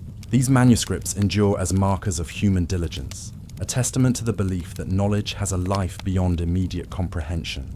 Silence here is not absence, but a subtle presence, a reminder that the preservation of memory often requires withdrawal, not destruction. The Church's choice to conceal was an exercise in longevity, a recognition that some truths must endure beyond the flux of attention and the noise of the present. Finally, the reflection rests in the stillness of awareness. Some constellations, some principles of thought, some detailed observations remain hidden, yet they are known. The very act of forgetting, of deliberate concealment, becomes a vessel for continuity. In the hush of these archives, one senses the paradox, that to forget can also mean to keep, that silence can be a voice, and that history's quiet guardians preserve not only knowledge, but the very conditions for its eventual return. The manuscripts wait, as patient as the night, as enduring as the stars that shine above, offering a soft, unspoken testament to the care with which humanity seeks to hold the cosmos in memory. Chapter 24. The Eternal Sky. Above the Vatican, above the ancient stone of the Vatican, the sky stretches in quiet continuity. It is a vast canvas, unmarked by the passage of centuries, unaltered by the decisions of men, and yet intimately tied to every thought and observation that has ever taken place beneath it. The stars trace paths older than the domes and spires, older than the inked manuscripts hidden in vaults below. They shine without expectation, their light a steady presence, witnessing both human inquiry and human silence. Beneath this celestial canopy, the Vatican has preserved generations of knowledge, astronomical charts, mystical texts, astrological reflections, and scientific calculations, all stored carefully in dimly lit archives. Each manuscript is a conversation with the sky, a way of recording what was seen, imagined, and measured. And yet, despite the centuries of study, the sky itself remains unchanged. Its rhythm, its light, its pattern of movement continues, indifferent to the passing of time. Here, one can sense the paradox of human effort and the constancy of the cosmos. We seek to capture the heavens, and the heavens simply are. The observers of the past approach this sky with reverence. For them, every star held significance, every planet carried meaning. They recorded eclipses as veils drawn across the face of the heavens. Comets became messengers, and celestial alignments suggested both warning and promise. In the hidden archives, these accounts exist not to command belief, but to reflect human attention. They are meditations on observation, reminders that even in eras long gone, humanity sought to understand its place within a greater order. In these vaults, one can almost feel the quiet pulse of centuries. Manuscripts of Copernicus, Kepler, and other Renaissance scholars sit alongside mystical treatises, charts of the zodiac, and works of philosophy. Each text is a witness to the way knowledge was pursued, held, and sometimes withheld. There is a rhythm here, a subtle cadence between revelation and concealment, between curiosity and caution. And yet, through all this human negotiation with understanding, the sky continues its slow, precise orbit, unaffected, eternal. The light from the stars is a reminder of continuity. It falls across the city, touching the cobblestones, the rooftops, the silent courtyards, and the corridors that guard hidden texts. It is a light that has not changed, even as the world below has shifted with centuries of history. The same constellations noted by medieval scholars are visible to us now, unchanged in form, constant in rhythm. This constancy invites reflection. The universe endures beyond the actions, decisions, and secrecy of human institutions. It exists not as a lesson or a tool, but as a presence, patiently witnessing the unfolding of time.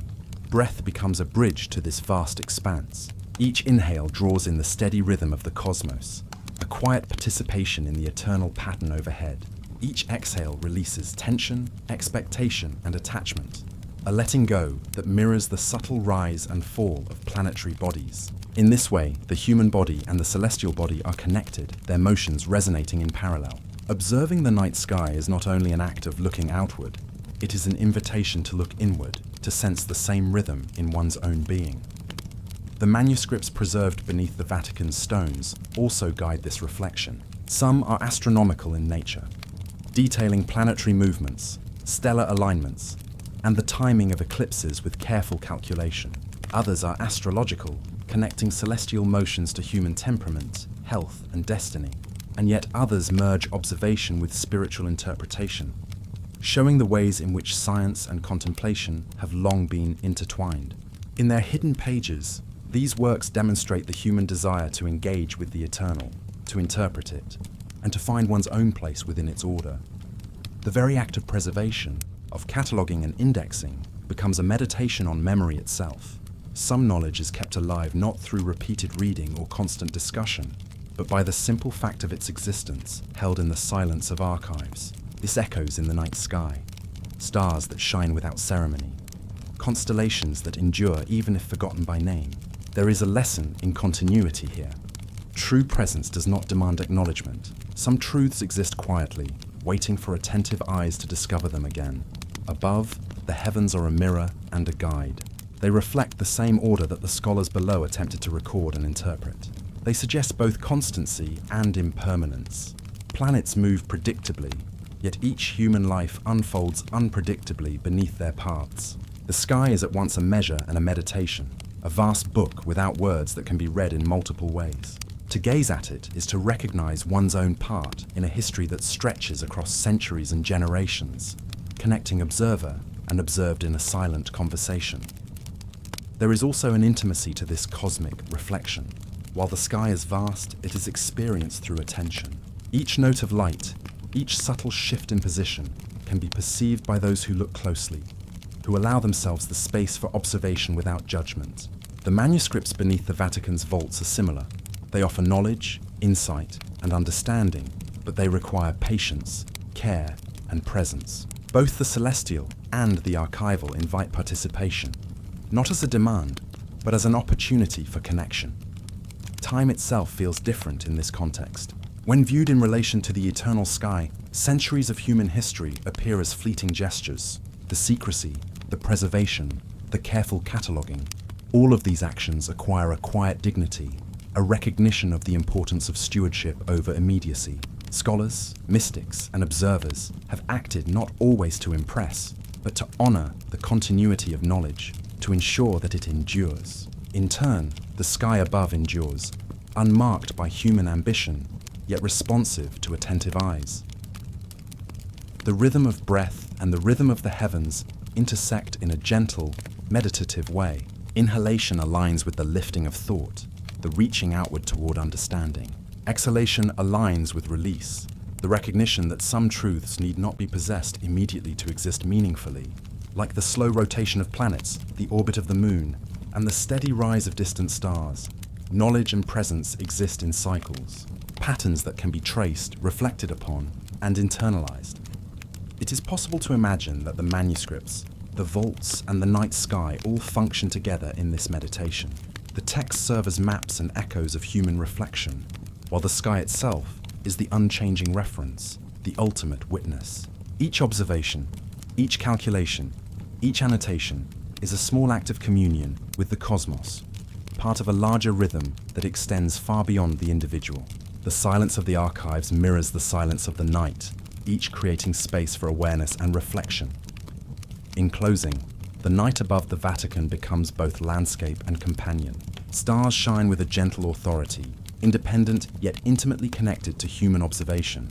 Their light touches rooftops and streets, cathedral domes and stone courtyards, as well as the minds of those who consider them in quiet thought.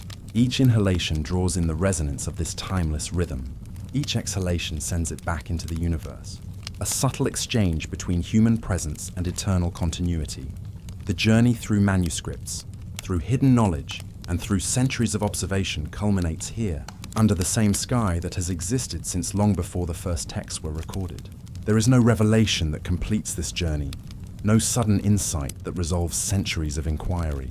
Instead, there is rest, a quiet, patient awareness that the heavens are constant, that memory persists, and that the rhythm of life aligns with the rhythm of the cosmos. In this understanding, there is comfort.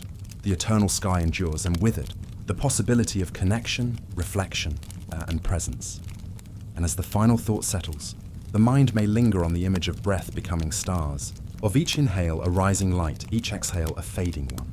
The manuscripts, the stars, the archives, and the human heart all participate in a slow, unbroken rhythm. In this shared cadence, silence is not emptiness, and continuity is not obligation.